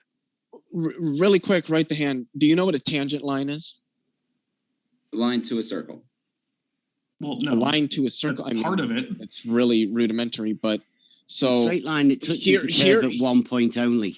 Here on my screen, we have a curve. I've got, say, a point on that curve. And what I can do, and this is going to be a little bit, is I can draw a line like that. Is that line level? No. Well, first off, define what I would need to do to make that line level. Make it horizontal. But it is horizontal relative to... No, that's not horizontal. You didn't let me finish. It is horizontal relative to that reference frame. If we were to zoom in on that so that we could look at it here, we would see a straight red line. Would we not? It's not horizontal. That's not what I asked you. If we zoomed in on that, we could see a straight red line, correct? Yeah, it's a tangent. Okay, that's what so you just said. there is a way. It's not horizontal. There is a way to make it horizontal, is what you're saying. Okay. So Yeah, this is what we do on the surface of the Earth. This is what happens on the surface of the Earth. Water is going to be level along any given tangent line on the surface of the Earth. Don't intersect. Well, I think you should probably learn a little bit of advanced mathematics because, yeah, it just does not seem that you understand precisely what you're talking about. This may be a chance to give you guys a warning that we'll go into the Q&A fairly soon here. So if you guys have any concluding points, things that you for sure wanted to bring up and you were like, oh man, this would be interesting to get the take of the other side on, please do. And then in several minutes, we'll go I actually did. I got one too, and it's on what we were just talking about. But you, how do we explain how every other planet and star and black hole and neutron star that we've ever observed is spherical, but the Earth somehow isn't? How do you know they are? Have you ever been to any of them? Have you ever landed on any of them? We've seen them. We've seen them. You can see them. Yes, okay, but you can see what happens. If you could see a truck in the far distance, you see a singular light. As it gets nearer, it starts to break up into the two headlights, a whole body of lights. But at a far distance, it appears to be just one orb of light. So you don't really know what you're looking at until you get much closer. But you've already told us that they're trillions of miles away. Do you think that electromagnetic radiation is the only way that we detect these objects? I mean, it's the primary method, yes, but it's not the only method. And why is it that all the different methods that we utilize for observing these objects comport with each other? Just because they look like orbs of light does not mean that we're standing on a similar type of orb for 1 second. So then how come every other planet we've looked at, and even things smaller than a planet like the moon, are round? Well, the only thing we've seen that we know is round is the moon. Anything else is an orb the sun, Jupiter, Venus, I've seen Saturn, with my own eye, Pluto, Mercury. Orbs of light. Yes. Orbs of gaseous light, emitting light. Like, how can you have they have shadows. You cannot. You're just making Wait, hold on. What did you just say? An orb of gas in a vacuum. It's impossible because everything in a vacuum. Hold on. Can you what does a vacuum mean in physics? Can you tell me what that term means when we're talking in terms of like physics? Nothingness. No, that's not what a vacuum means. Well, what does it mean then? It means lowest energy state. It means the ground energy state. It is a field in a ground energy state. That would be a vacuum state of that field. And for matter and energy fields in the vacuum of space, there is a very, very, very small amount of particles present in these fields. So we say they're in vacuum state. They're at a vacuum. That is the vacuum of space. You can curve that manifold, and that is why planets and stars and black holes and neutron stars and all the subgalactic objects that we observe are round given their mass. So you can manufacture anything out of nothing so long as it fits your agenda that you want to believe in. Whereas in actual reality, if we create a vacuum state here on Earth, we need to use powerful pumps, strongly sealed valves and solid walls to create a vacuum state. And the minute that seal is cracked the slightest, everything instantly wants to equalize pressure. Of course. And so even Earth itself could not exist within this vacuum state and still have an atmosphere unless it had a strong physical barrier protecting us from the exterior lack of pressure. It does. That's called gravity. Yes, it does. It's called gravity. Hey, it took us over an hour and a half to get to gravity. That's I think that might be a record for the Flat Earth debate. Gravity in the molten core of the planet. How can that be an exterior? Isn't gravity the molten core in the interior of the planet? How can that is not what gravity is. Gravity is curvature in the geometry of space-time by the presence of mass energy. So things that get less and less affected by gravity because of the lack of density as they get further and further away from the field of gravity get held by this invisible container because of gravity with the least effect. Density has nothing to do with it. Correct. It's got everything to do with it. No, mass. Mass is what we're looking for. Yeah, mass is defined by density per volume. Not in relativity, no. Mass, no. Mass is a fundamental property that elementary particles hold. I'm talking about reality, not relativity. Relativity is reality. We use it to observe and study and define our physical models in reality. Yeah. Look, you're Ross. You're welcome to overturn relativity when you come up with a model that works better for the things that relativity is used for. Well, we use relative density, and that easily overcomes your relativity made-up thing to say no, it doesn't. Because relative density requires a force of gravity in order to actually cause the emergent buoyant force that would counter the actual downward force of gravity. Yeah. Relative density is determined by the density of the medium within its in and how much resistant force it has by tell you what, Ross, you come up with a better version. You come up with a better version of the buoyant force equation that doesn't use gravity as a term, and get back to me. You don't use gravity. What is gravity in your explanations, except for it's just a measurement of distance over time? I literally told you what gravity was. Gravity is curvature in the geometry of space-time by the presence of mass or energy. The Earth is a massive object, so it curves. What that means is that you're talking about the space in between. Hold on. Are you saying that you can curve the area of space in between my hand? Okay, yes. If you can if you can do that, first, tell me what shape the area between my hands is and what shape you're going to curve it into. Are you curving it up? It would depend on the mass energy stresses present on the space-time in between. The stuff in between. How are you curving that? It depends on the stress from the mass energy present in between, because it's reality. Observable reality says that thing drops because there's nothing there to support it, to give it resistance. Hold on. It reaches a place of sufficient resistance due to its density to stop it from falling any further. That's all you need. You don't need to bend space and time and make up all sorts of nonsense things. Occam's razor says the simplest explanation is generally the most correct one. The most correct one says if you've got sufficient resistance from the density of the medium, then you'll get buoyancy. If you have insufficient resistance from the amount of density, then it will continue to drop until a place of sufficient resistance due to the density of the medium. That's all you need. Nothing complicated, no bendy space-time or anything above that. Just resistance from relative density. What you said is not correct. Can you bend the space? Gravity in that.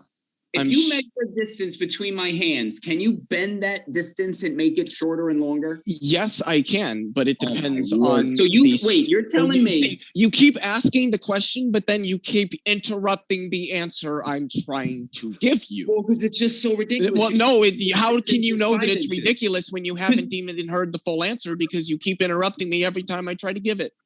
Because if you're going to tell me there's 6 inches of space and you can change that 6 inches to 4 inches, you're saying 6 inches equals 4 inches. That's ridiculous. Well, that's not what We're not even based in logic right now. I am sharing my screen because it shows a useful animation of what gravity is in terms of what it does to space-time. Gravity is a useful animation. Yes. So if you can see this animation, that object would be a massive body like the Earth, and the coordinate plane that you see would represent the curvature, the warping of the geometry of that plane we feel as gravity. Any object present in that curvature, like if you put a bowling ball on a trampoline and then set a marble on that trampoline, the marble will roll toward the bowling ball. It does so because the geometry of the trampoline is curved inward toward the bowling ball. Well, gravity curves the geometry of space-time inward toward that massive body, so that any other body's what's gravity is not strong enough to overcome that field will fall toward that. It doesn't even have to be that strong.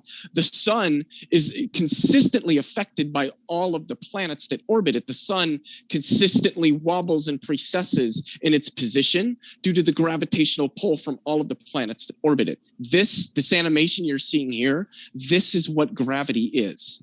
This is what massive objects do to space-time. I agree. This is why gases are held to the surface of the object, because the space-time in which those gases exist is curved inward toward that object, forcing the gases onto its surface. This force is also the reason that objects are spherical, because it pushes inward with equal force on every infinitesimal point on the surface, but the resistive force pushing back outward gives rise to a state called hydrostasy or hydrostatic equilibrium, and that is best served in a spherical form due to conservation laws like energy and momentum.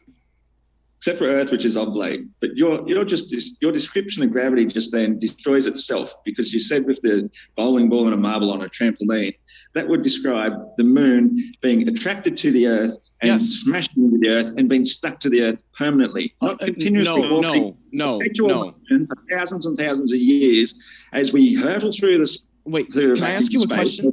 It's in an orbit. It's falling around the Earth. It's in an orbit. The moon itself just debunks your whole argument, because if we're moving in one direction, one second, just hurtling through space on the trampoline while the marble goes around it, because that marble would then also have to be accelerating upwards with the bowling ball, which is what you're saying the moon is doing. As the Earth travels multiple different directions, the moon therefore must be accelerating and decelerating the entire time that it is chasing us as we're chasing the sun, which that is impossible.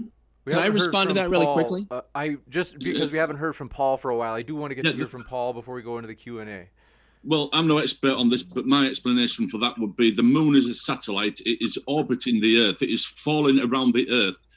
Because of the speed that it's traveling at, it never hits the Earth. It keeps missing, so it keeps going round the Earth. That's what's going on.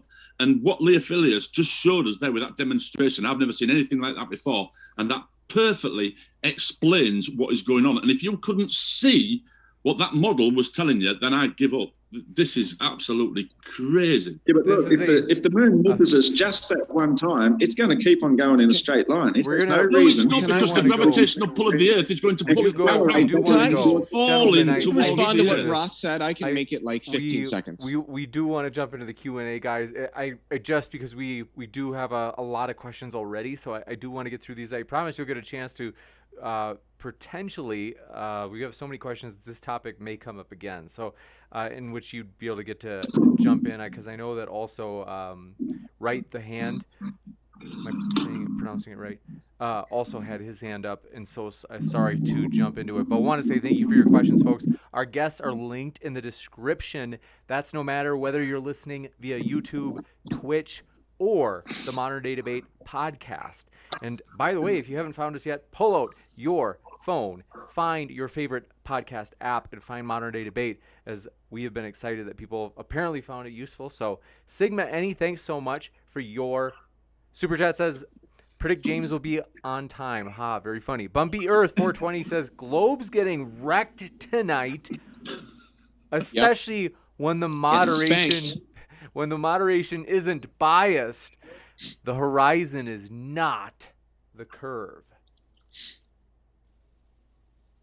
I don't know what that Globies, means. are you going to take that? I don't know what that means. I don't know what they're trying to say. It not entirely sure what the point was.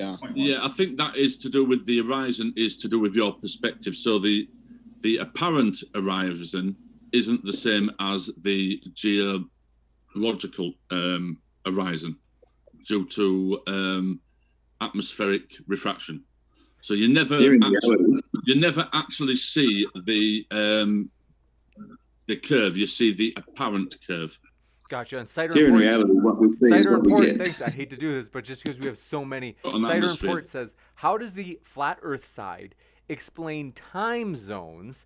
It's 1:20 in the morning here as I write this. So how do time zones work on a flat Earth surface? I already explained that earlier by saying that the sun is the hour hand of a 24-hour clock. And so wherever it is locally, that's our local midday. Where it is 90 degrees to that one side would be 6 a.m.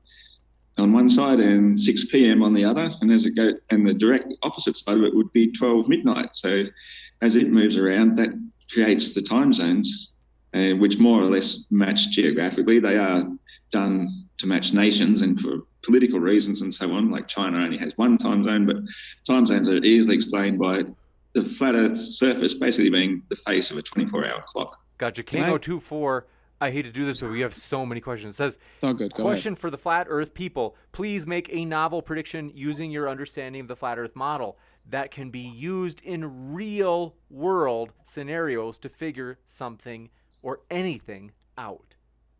Timeanddate.com is a flat Earth map, square, flat. It'll give you sunrise, sunset for the next 30 years. It's flat. There you go.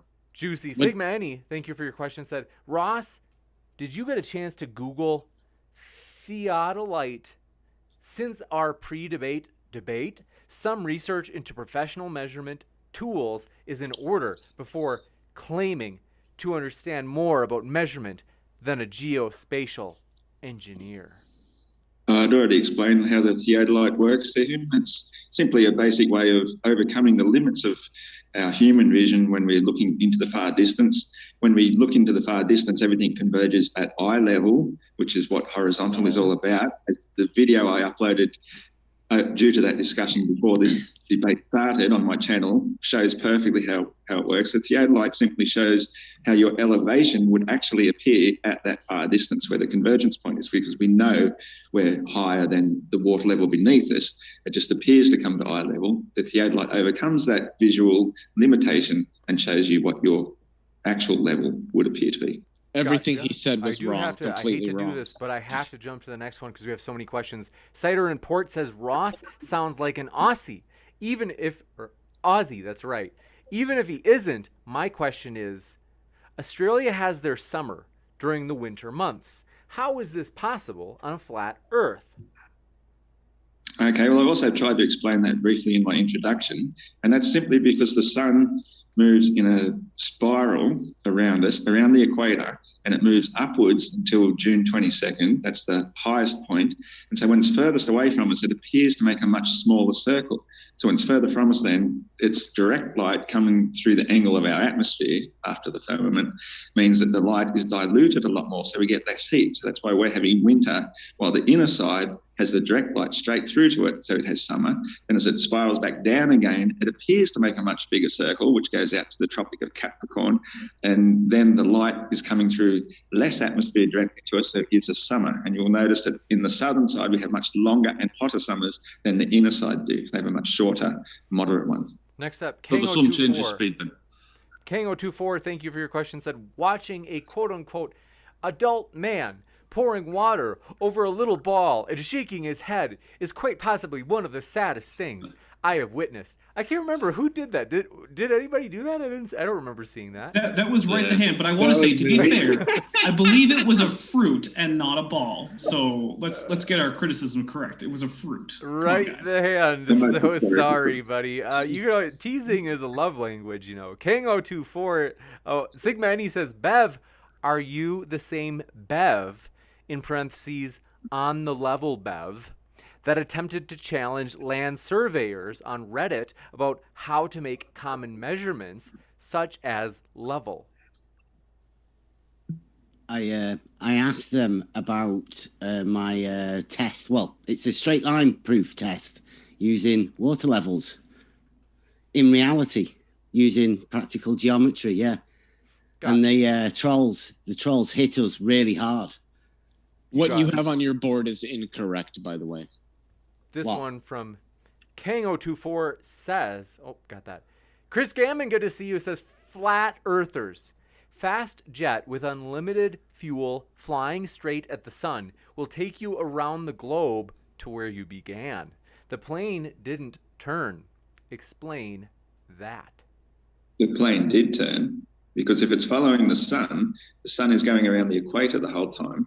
Even though you might see it through a different angle you might see it through a different angle through the firmament, but you're still going westwards in a great circle. So you might think you're not turning, but if you're following the sun or you're following a compass, you are making a very slow, gradual turn, which will bring you back to where you started.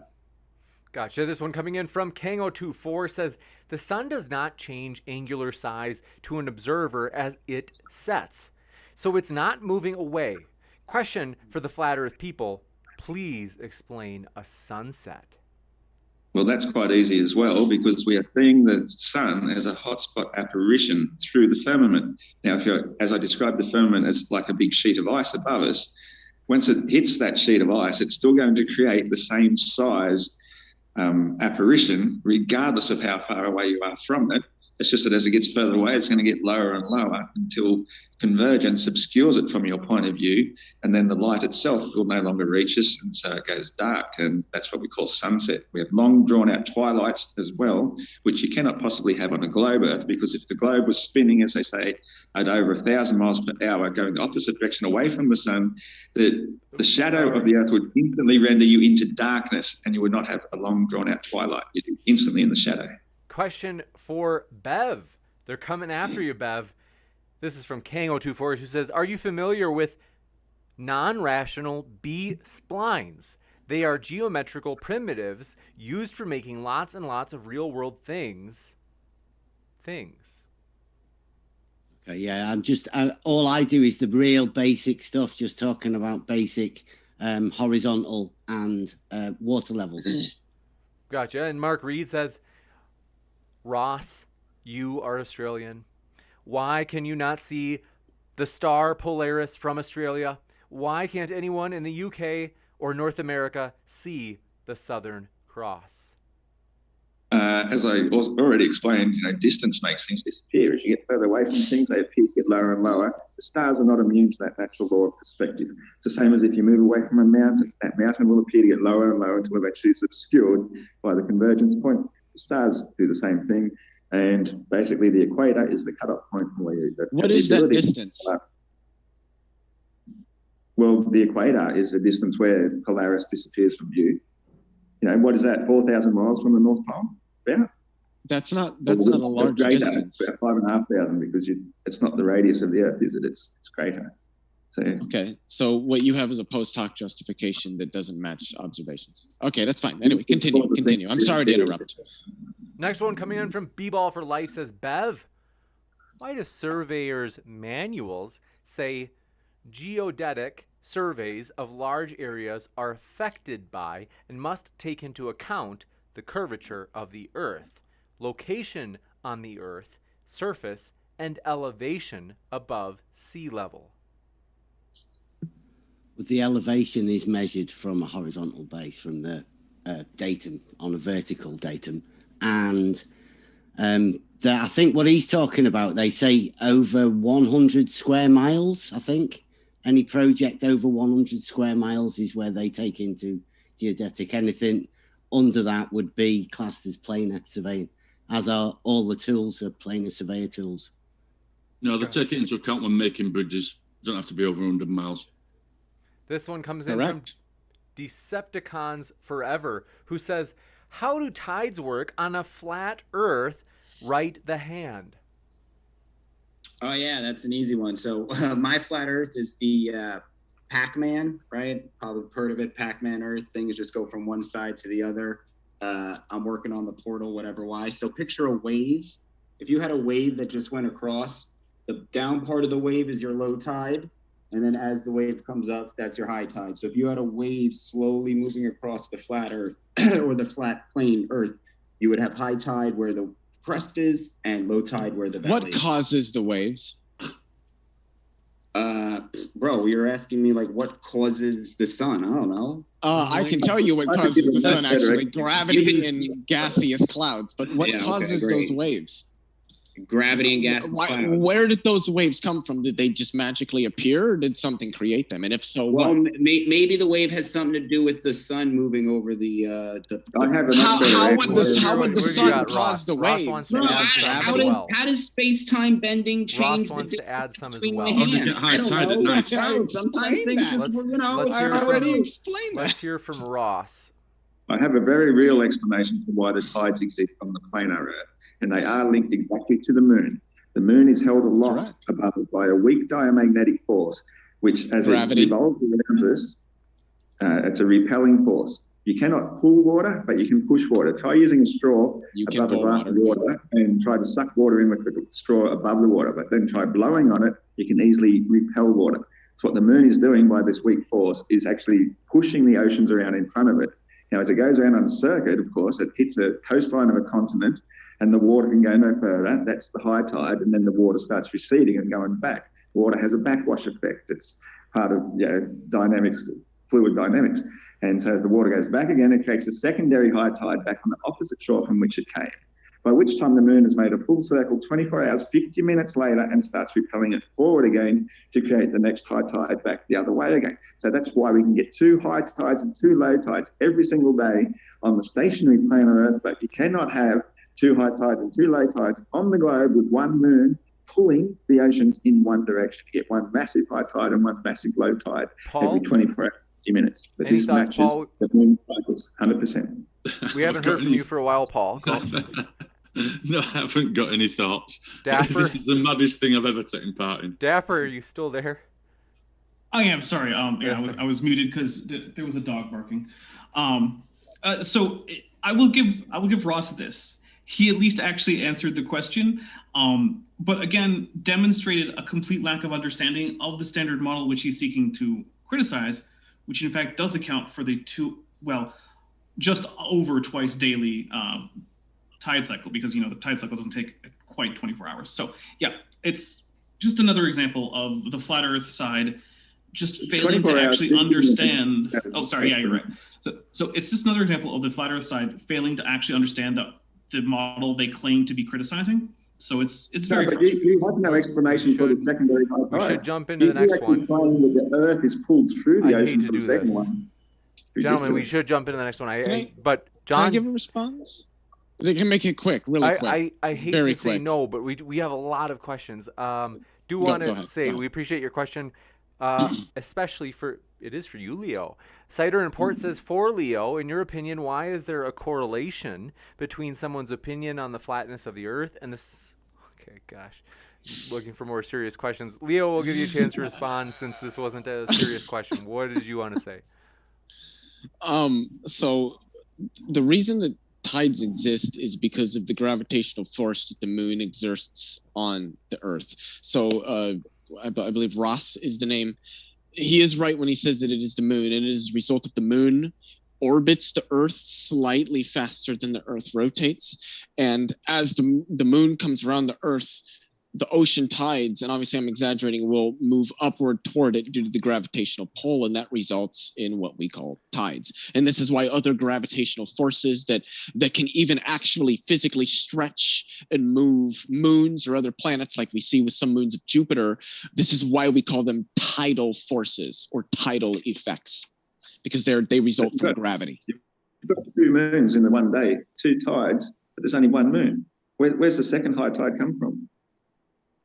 It's emergent from the fact that when water is pulled in one direction, it has to come from the sides, and that lateral motion is differential to the opposite side of the bulge, which means that relative to the low tide, there is a less high but still high tide opposite the moon, which the high tide itself is offset due to the rotation of both the moon and the Earth. No, that would be the low tide.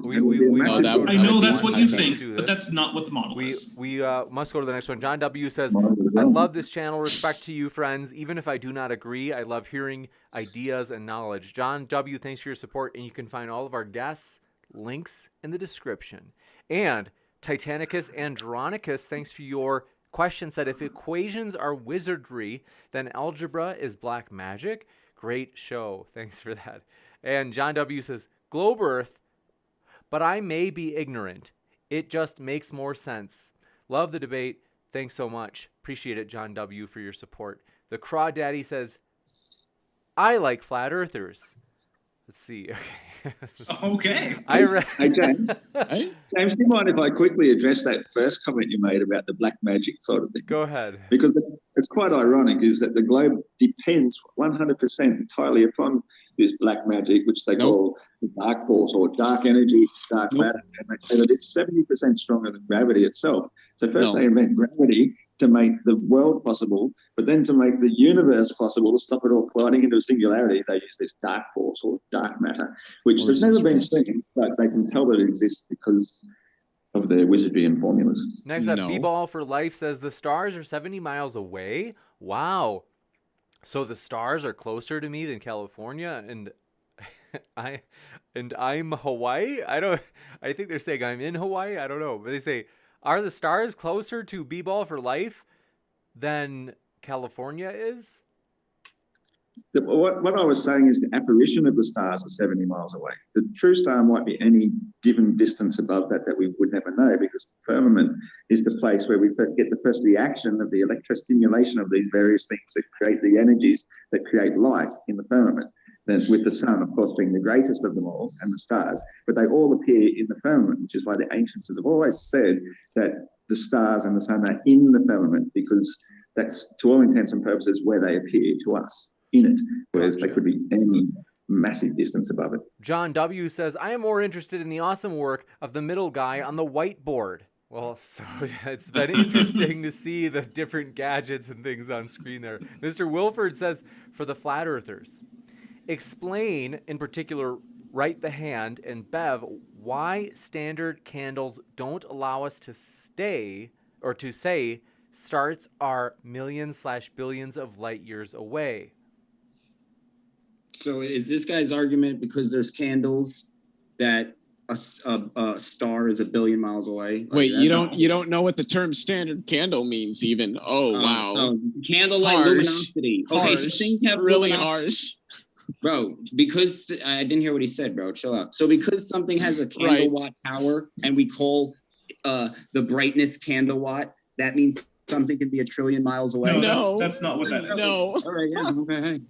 Let's hear briefly, Dapper, if you're willing to share what a standard candle is, and then we can give a chance from Write the Hand. So a standard candle is an object of a known absolute luminosity. So we know exactly how bright it is from a given distance. And then when we see that particular object, we can measure its apparent luminosity and then use the inverse square law to calculate its distance. Because if you have its apparent luminosity in the inverse square law, you only have one unknown variable, and that's distance. You just rearrange it with algebra, you get the distance.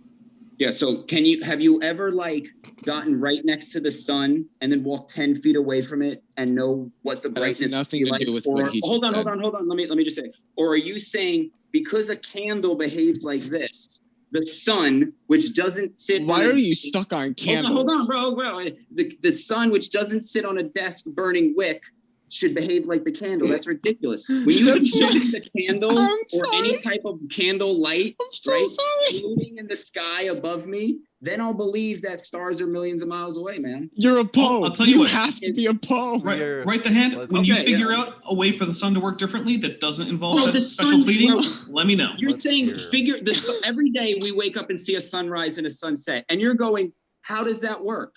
Bro, no, I know how it works. How things work. You just see that they work. So when you so when you ask me how does the sun work, you're somehow thinking that you can see why something happens and the thing that happens. No, you see the sunrise and the sunset. That's it. Now, if you want to believe that's because the ground you stand on is spinning, that's fine. I'm going to cut in. But that I is hate what, to do yes. this, but Sigma Any, thanks for your question. Said human beings are intriguingly diverse critters. Thanks for that. Kango24 says, for Bev, do you understand the difference between objects that are small and objects that are far away? You have some Father Ted here. Difference between them. Yeah, of course. For all intents and purposes, it's the same thing, isn't it? Did he give you a lot of money for that? I'm sorry, I need to mute myself. The large thing will look very small further away, whereas a small thing will look quite large up close. But it's all perspective, isn't it? Wait, hold on. Just really quickly. Can I ask you a small question? thing will be even smaller when it's further away. This could be really quick. Questions. This is really quick. 10 seconds, Leo. Yes. Ross, so does that mean that a sphere can look flat really close, but far away it can look spherical? Because that would follow from what you just said. But you'd still see curvature because any sphere, by definition, has. So you're conceding. All right, you can continue, James. A sphere is the surface of constant curvature. If you ask him a question, you got to let him respond. I don't know if he's done. Go ahead, Ross. I was just saying, a sphere, by definition, has sphericity or curvature in all directions. It doesn't just exist in the far distance where it's out of sight, out of mind. You must be seeing it left to right as well for it to be spherical. Yeah, he's conceding. Here's what you will see on the sphere. You will see that on any board. A little bit impulsive, buddy.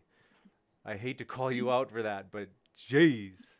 All right. John W., thanks for your question. Says, I am driven to drink because this is my life the way it is. but flat Earth versus globe. Thank you for that. T Fish says, saying anything is over 1 trillion miles away is a maniacal fantasy. I don't understand how this is even a debate anymore. I'm sorry, the big numbers confuse you. Yeah, that's all I got. Decepticons Forever big says, numbers are confusing. We don't understand big numbers. we must jump to the next one. Decepticons Forever says, Emil from RoboCop doesn't understand distance. Sad. Who's Emil from RoboCop? Next up, Kris says, question for Globers. Which unis did you guys learn this mysterious math wizardry I've heard so much about? Hogwarts? University of Massachusetts in Lowell. Gotcha. And 2 seconds. Want to remind you folks, our guests are linked in the description. We've got more questions. Right now, the page is just loading. Very embarrassing. But thank you guys so much for your questions. This next one coming in from EndoXD, who says, do you not know Einstein's theory of general relativity? Gravity is the curvature of space-time. Saying that's ridiculous is an argument from incredulity. It's an argument from actual observation of reality. No, we don't not. see anything called space and time curving whatsoever. Yes, we do. Just demonstrated it. Except when we watch gravitational lensing happen, which we see all the time. The observations that Einstein and Sir Arthur Eddington made that in 1917 that confirmed general relativity were observing stars further out from the sun than what they should be because their light was being curved by the sun's gravity. This is how general relativity was confirmed. Yes, we have literally observed the lensing of light due to the result of gravitational fields. We utilize this every day in calculations. This is well accepted amongst all astrophysicists and cosmologists. Anybody denying it straightforwardly just does not understand the mathematics. Or does not observe as it should be, right? Like it's like, oh, it should look like this, but it doesn't. Bro, how do you know what something should look like? The only way it looks like it looks. If you think it should look like something else, that's irrelevant to how it looks, bro. So your whole argument was it should look like this. It doesn't. It looks like it does. Therefore, we're right. Yeah, so you don't know how predictions work in science. That's fine. This next one coming in from, do appreciate your question. This one is from the Crawdaddy029. It says, how does the flat earth explain how distances on the globe earth work out correctly to scale, but the flat earth map does not? I'll take that one. All of the measured distances are either measured or vertical for elevation or horizontal for distance in between points. They're the only two frames of reference that we have, horizontal and vertical. Navigation on the flat Earth model would be almost impossible.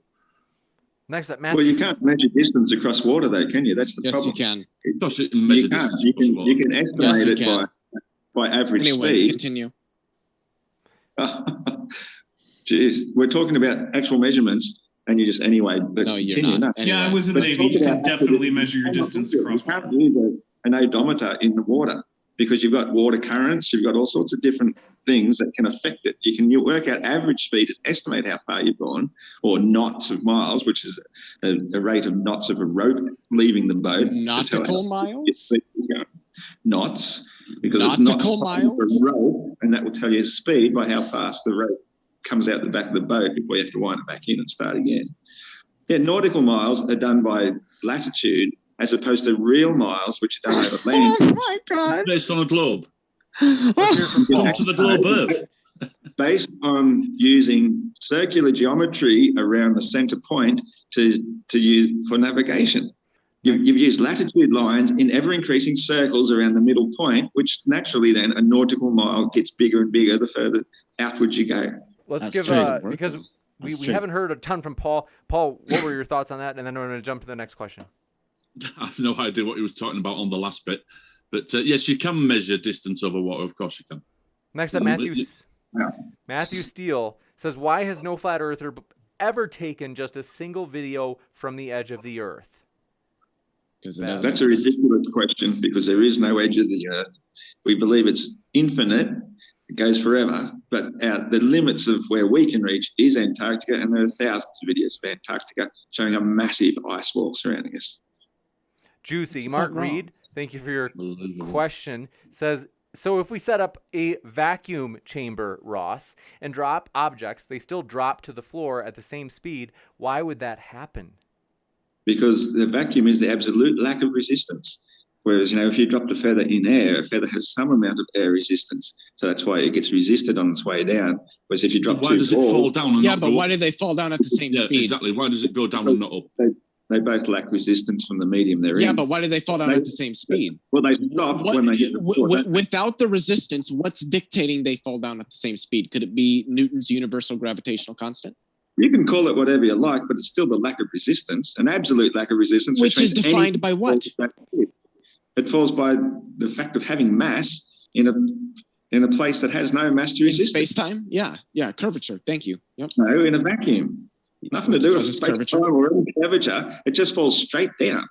Yeah, but why does it go down? If it's to do with density and you've taken everything out of the chamber apart from the object, why does the object fall down and not go up? How does it go? Because the resistance force always comes from beneath. That's universally being how do we determine that? What experiments determine that? What mathematics defines it?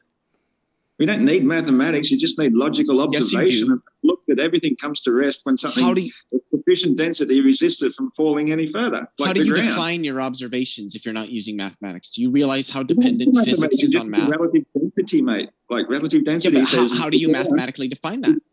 Is sufficiently, well, you can measure it by how much volume it takes up and how much the equation? Weight. You really need to do it mathematically, but the mathematics is irrelevant to the reality of what's actually happening. Would you put it on a vertical scale?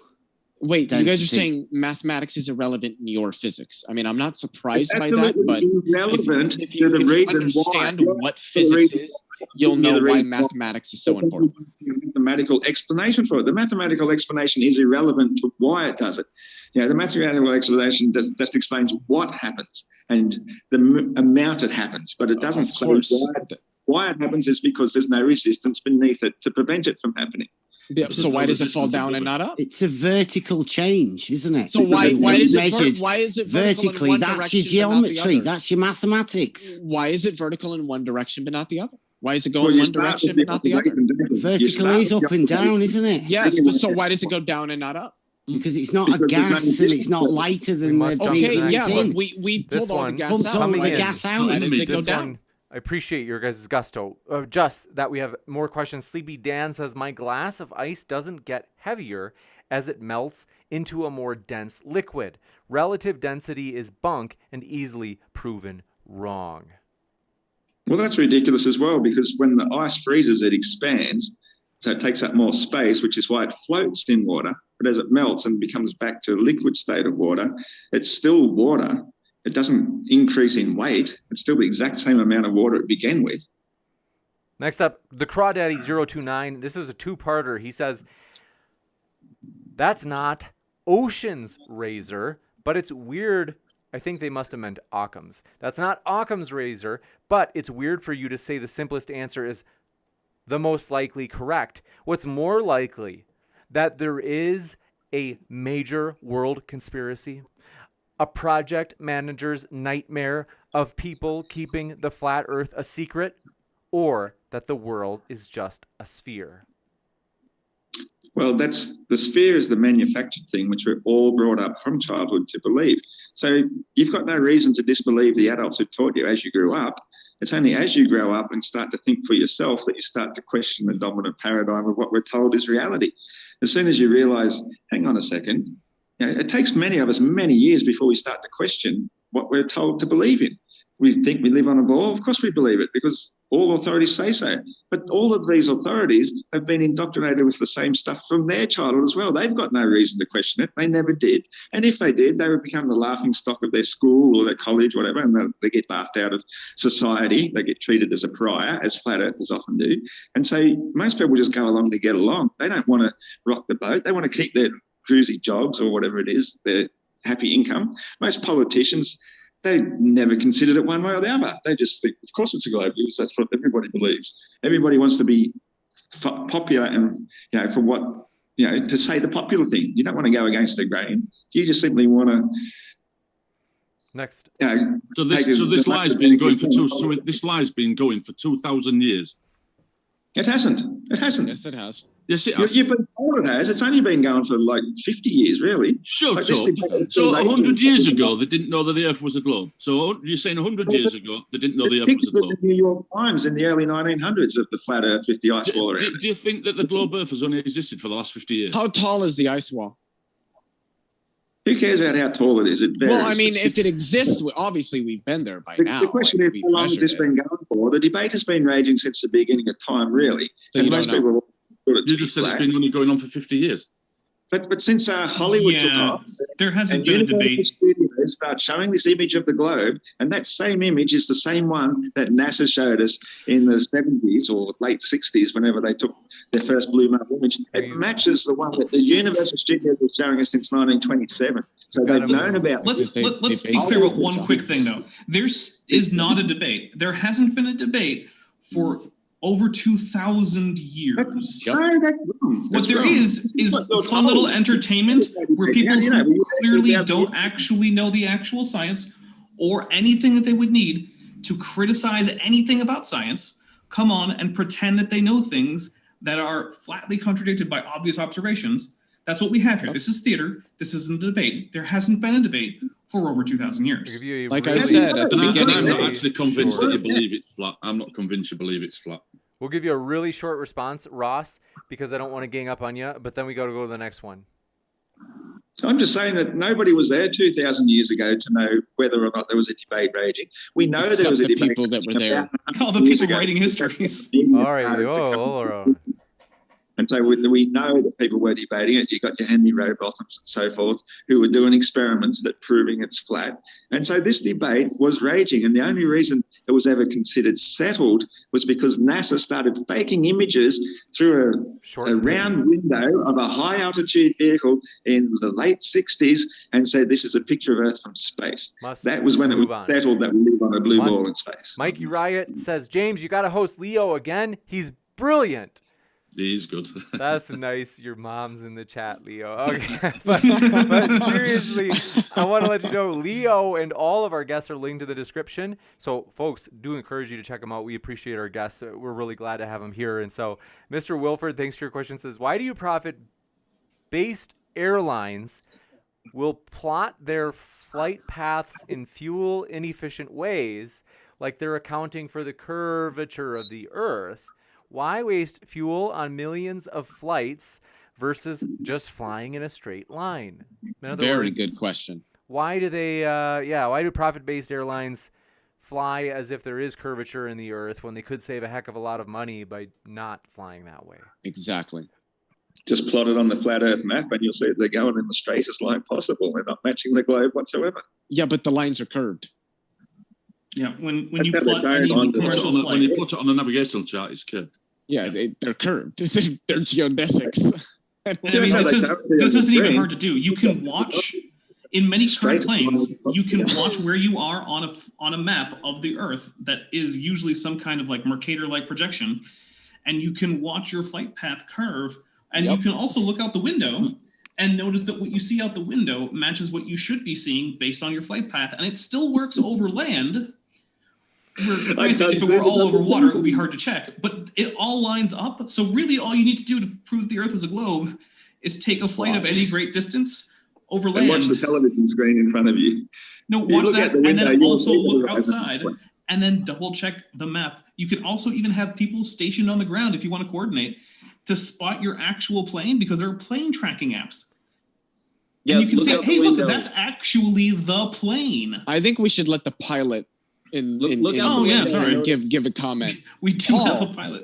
Yeah, let us know what's up. Upside down. Yeah, on long distance flights, if you plot it on a flat map, you will put a curve into it to account for the curvature of the Earth.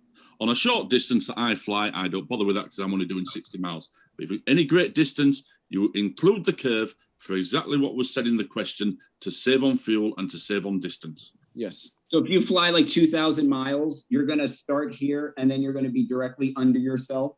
Yes. No, because the Earth is, Earth is much bigger than 2,000 miles in circumference. Okay. So how many miles do you have to go before you're completely under yourself? Half the circumference. Yeah. And you feel that orientation change, right? Of course. No. Why would you feel the orientation change? Would you say it's almost like you're flying over orientation wise, you never feel so it's almost like you're just going flat. Because it's the same center how of gravity. Feels. I'm just saying how it feels. It feels like you're going flat. Yeah, it feels like because the center of gravity. That's a concession. I'll take it. Can I just ask? Because you are horizontal to the globe. Horizontal, okay. Yeah, you're always horizontal with the center of gravity. Is the amount of air curvature altitude dependent?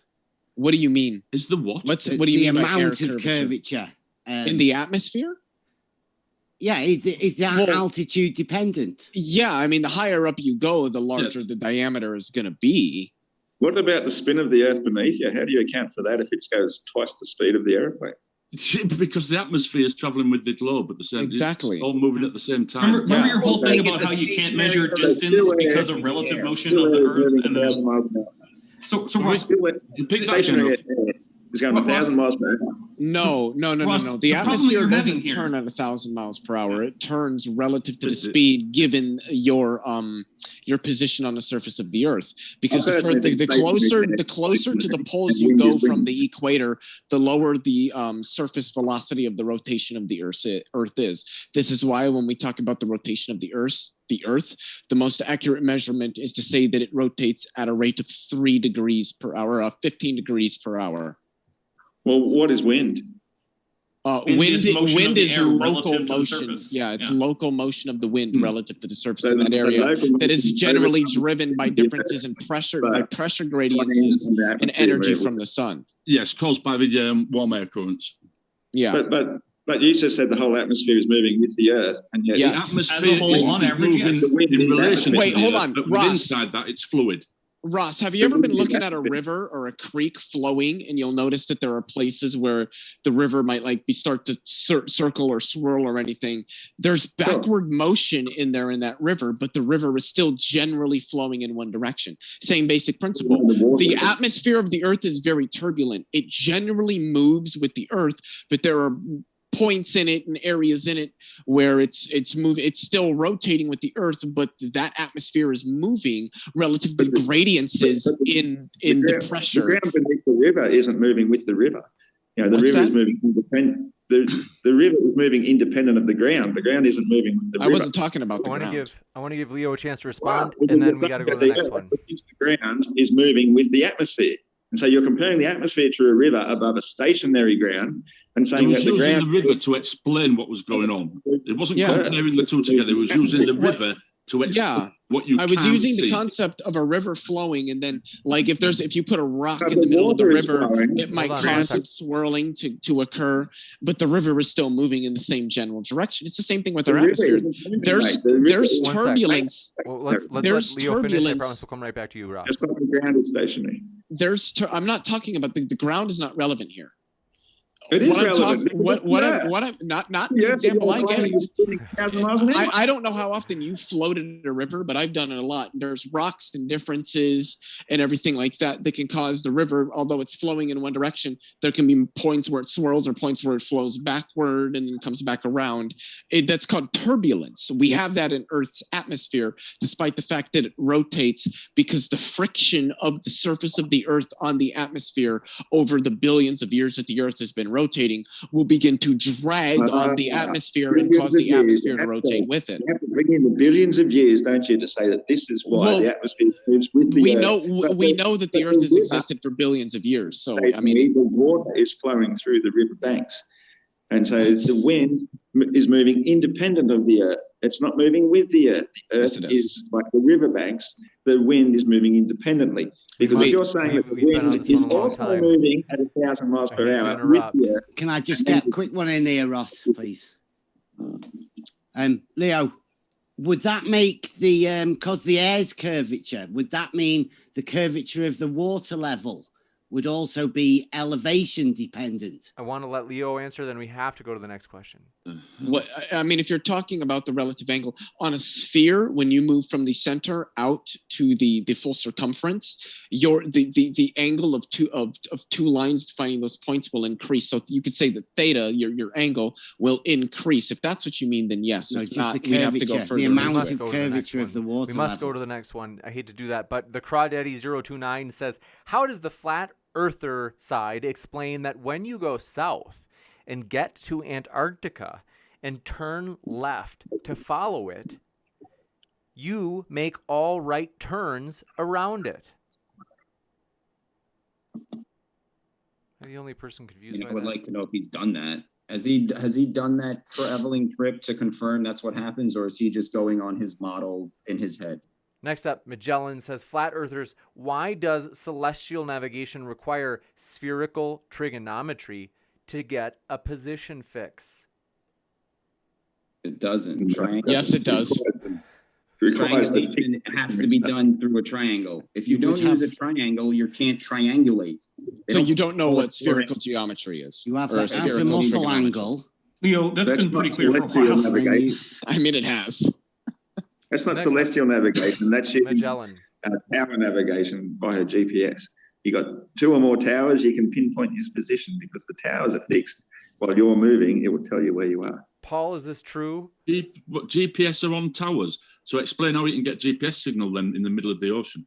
Exactly. They're radio signals. Radio signals propagate for hundreds, if not thousands of miles. Man, if only radar horizons weren't a thing, so many lives could have been saved in World War II because it would have been impossible to ambush fleets on the ocean. And yet it still happens. Somebody was able to talk to Hawaii with a normal ham radio, even though he had illegal crystals in it, which gave him channels that you're not supposed to have here in Australia.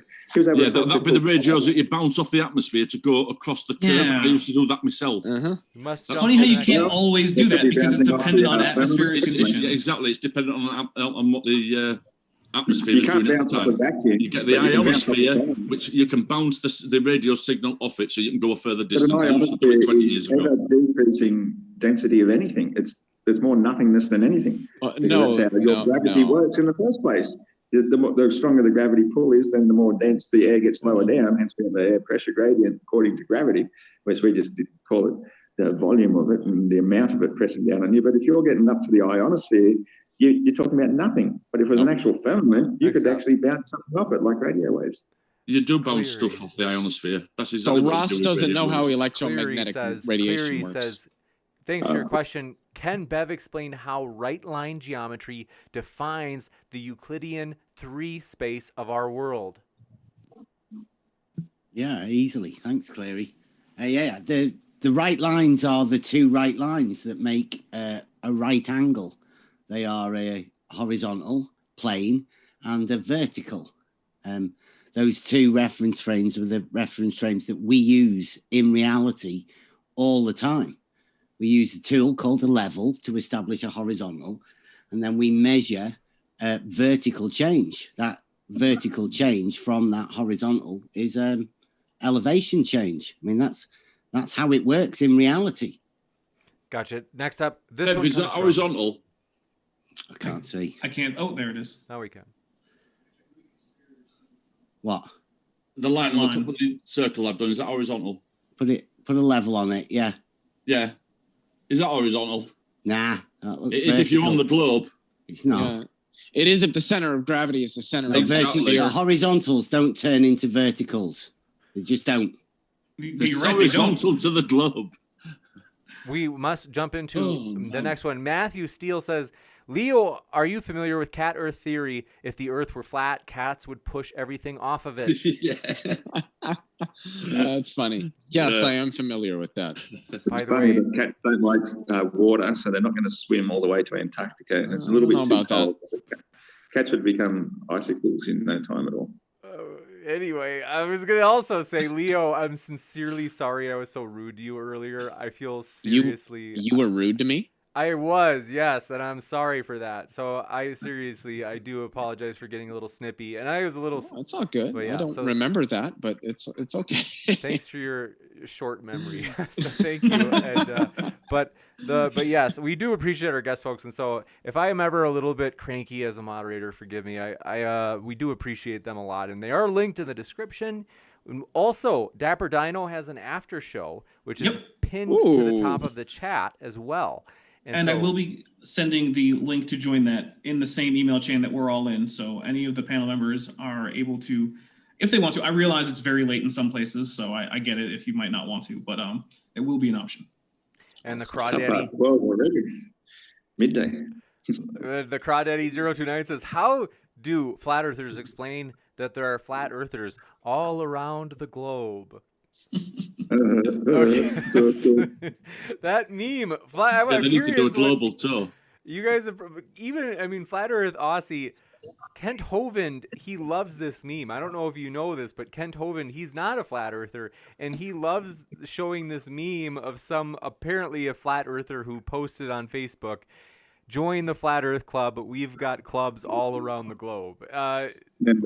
James, that's who you need to get to be the globe defender on your next Flat Earth Globe debate, is Kent Hovind. Yes. We've asked him. Kent Hovind versus Nathan Thompson. We've asked for it many times, but he won't do it. I mean, I'll ask again. But thank you for your question. This one coming in from the Crawdaddy 029 says, "Why are flat earthers so wrong at what science concludes?" Let's see. We haven't heard from the hand. What are your thoughts? Agree? Disagree? Science is the new religion, right? It's like we all see the same effect, and then science will try and get more from it, right? They'll tell you the why. So I can stand with a scientist and see the effect that he sees. Then he's going to be like, well, before we saw what we saw, I made a hypothesis. So now I know more about what we saw than you, and I can tell you why it happened. And I'm going to be like, well, if you saw the same thing I did, you can tell me why it happened. Then I should be able to say why it happened. So, can I ask one really quick question to that? I'll listen really to quick. The scientist. Do you know, the difference between a hypothesis and a theory? There's no difference. They're both mental. Okay, yeah, that answers everything I needed. Yeah. We can continue. Technicalities, Minda.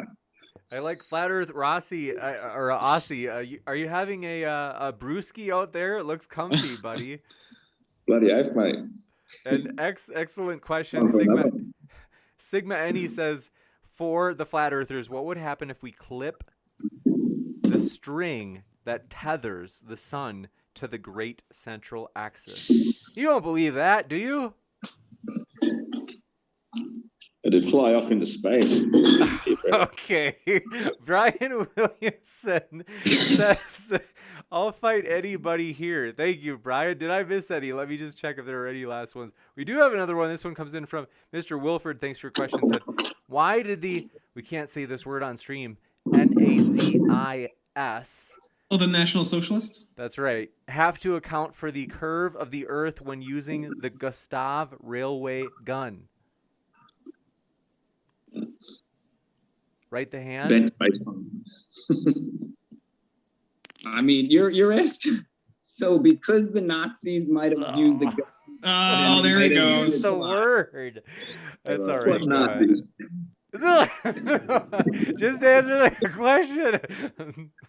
Because Nazis are liars, bro. You know, they're Nazis. They'll lie about anything to get what they want, which is power. And, so they were lying to each other about how to aim their gun so that they could lose the war so they could get power. Did they win the checks war? Out.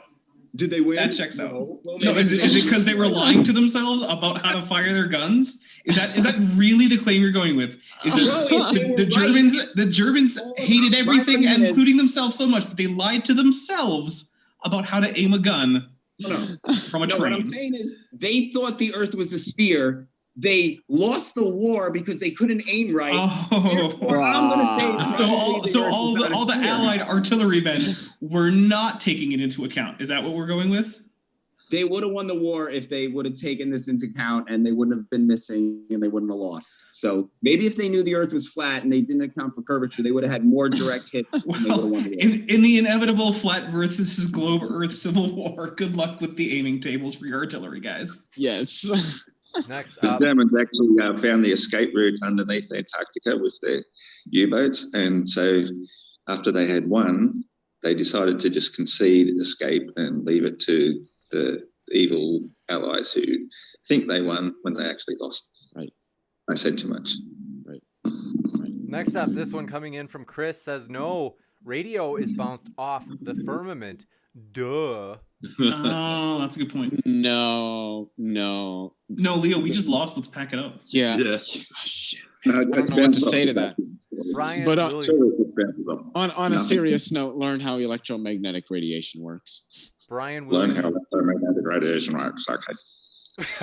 Okay, well, Brian Williamson says, should I buy Bitcoin, gentlemen? No. I'm going to go ahead and say, if you have money that you don't actually really need right now, then sure, fine, spend some of it on Bitcoin.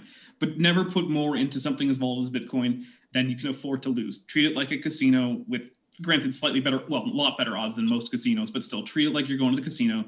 If you have an extra $20 to spare, sure, put it in Bitcoin. I don't care. Silver has went from $18 an ounce to $28 an ounce. Juicy. And Ozian says, Kal-El is God, and he told me the world was a cat and not flat. Thanks, everyone. Thank you, Ozian. See, he told me it was a dodecahedron, so now I think we have a schism coming. Uh-oh. So I'm going catnip to take over the world. it's always fun, folks, and do want to remind you, yes, we appreciate our guests, and they're linked in the description. You can hear plenty more where all of these answers came from. We do want to encourage you to check out their links below. And so thank you, all of our guests. It's been a true pleasure to have you, and especially thank you, Paul, for staying up super late with us. Paul, what time is it there? Oh my It goodness, is yeah. 20 to 4 in the morning, but this is one of the best and maddest things I've taken part in. It's been Cheers to you, Paul. That is some dedication to Yeah, this. I probably sure. wouldn't be doing it if it were 4 in the morning. It's all right, because I'm going to go downstairs in a minute. I get myself a Jack Daniels. I'm going to log on to your after show. Well, thank you very much. That link will be forthcoming right after we go off here. So Okay, no worries. So thank you, guys. It's been a true pleasure. Leo, Paul, Dapper, Right the Hand, as well as Bev and Ross, thank you for hanging out with us. It's been a true pleasure. Always enjoyable, Had a James. good Thanks for time. having me. And thanks Yeah, everybody loved for it. it's been this has been a really fun one, you guys. I love this format. This has just been really high energy, and so thank you guys. It was honestly a blast. And also want to let you know, folks, I'll be back in just a minute with a post-credit scene on upcoming debates. We do have one tomorrow night. You won't want to miss it. We have a lot of other ones coming up that are juicy. So stick around for that. I'll be right back. Thanks, everybody. Keep sifting out the reasonable from the unreasonable.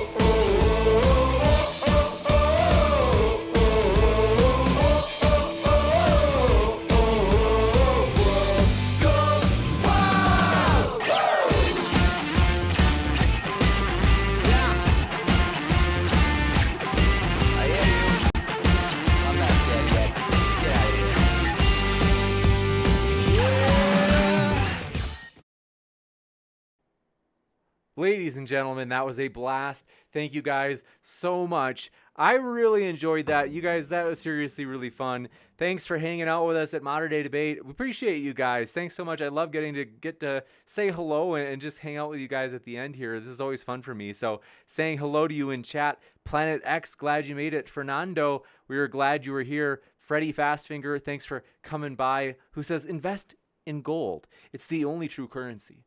Thanks for coming by. And Third Finger from the Right, good to see you again. Megan Satanis, good to see you again. Apricot Sloth, glad you're back. What?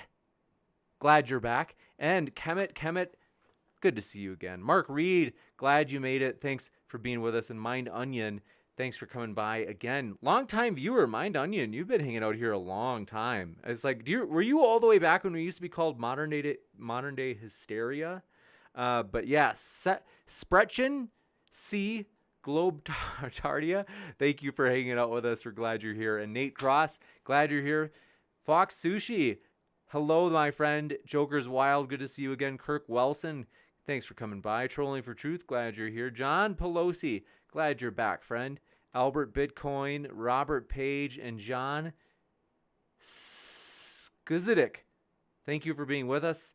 We are glad you came by. Sleepy Dan, thanks for being here. Marion Gran Burheim, good to have you.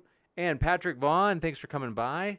Hey, you, glad you came by. Joe the Toe, good to see you again, man. General Balzac, good to see you again. Hoping to get you on here in maybe the next several weeks for a possible tag team debate on capitalism versus socialism. Should be fun.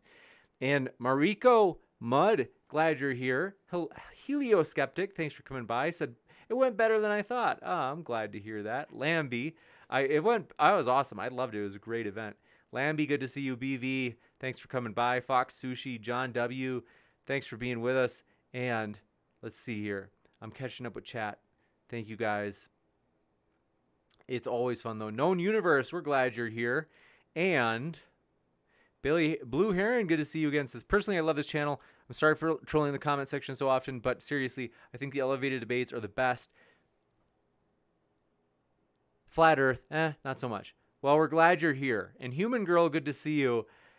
And Question the Answers, glad you're here, said James. Thank you for an awesome show, my brother. Thank you. And man, we see Ross Thatcher in the live chat. We can't thank the guests enough. They're the lifeblood of the channel, and they make it fun. And so thanks for coming to party with us. Dapper Dino, Leo, and Paul, as well as Ross, Bev, and Right the Hand. It was a blast. And Mike W777220 says, thanks for the forum. My pleasure, Mike. Thanks for being with us. Bond says, howdy, James. Good to see you, my dear friend. Hope you're well. And then, I love getting your feedback, folks. Nomad Teacher says, hi, James. How are you? I hope you're doing well. Thanks for being with us, Nomad Teacher. And then third finger on the right says, don't forget about Twitch. Oh, you're right. Sorry, Twitch fam. Lucille. Is it pronounced Lucille? Thank you for being with us. Ozzy, and thanks for your Twitch subscriptions, by the way. Seriously, thanks so much. And Tapatzel, thanks for making those emotes. They look great in the chat. Move37, thanks. I agree. Much love to you, my friend.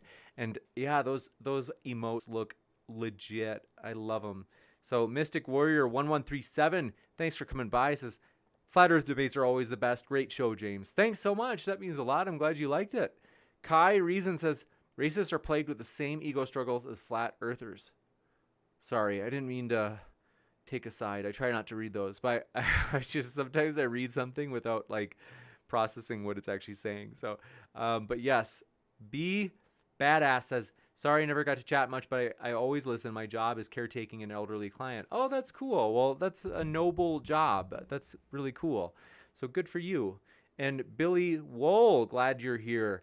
And yeah, you guys, I'm excited though that the funny thing is the podcast, the Flat Earth debates, when we upload those onto podcast, they do really well. So it's like, it's funny that the people who listen to the Modern Day Debate podcast, they also love Flat Earth debates. And that makes sense because most of the people that listen to our podcast learned about it through the YouTube channel, right? So like I usually mention, which I will mention, you guys, we uploaded a really good one today. It was Dr. Josh and Cirrus Skeptic. They debated praise, and I'm trying to remember who else it was, but two Christians on biblical slavery in the Old Testament. I just uploaded that to the podcast this morning. Folks, you don't want to miss that one. It was a really fun one. I was there that night. I got to moderate it. It was a blast. And so I would encourage you folks, it's like if you're already on your phone, well, how convenient is that? You'd pull up your favorite podcast app right now and you can find Modern Day Debate. I guarantee it. I've worked really hard to get us on virtually every app there is, like Apple Podcasts. What are the other ones? Let me think. 2 seconds here. I'm going to pull this up because I love this little dealio. Oh, wait, I'm gone. Here, let me see. I know where it is. Hold on. There it is. Oh, here we go. Yeah. Stoked. You guys, as we are a neutral platform hosting debates on science, religion, and politics, and pretty much every topic you can think of. If you haven't yet, hit that subscribe button, folks, as we are really excited about upcoming debates, which I told you I'd tell you about, and I'm going to right now. Tomorrow, is anti-theism rational? It's going to be Amy and Raging Atheist against Sal and John Maddox. So that should be a juicy one. And here they are. Here are those podcasts. So right over here, check us out in your favorite podcast app. Stitcher, we're on Apple Podcasts, we're on iTunes, Spotify, Podcast Addict, which that's the one I actually use. Is I use Podcast Addict. That's just the first one I ever used, and I stuck with it. But yeah, we're also on Google Podcasts. I'm curious. Well, let me know, chat. What podcast do you guys mostly use? I asked this once before, but I'm trying to remember because we want to be sure that we're on your favorite podcast.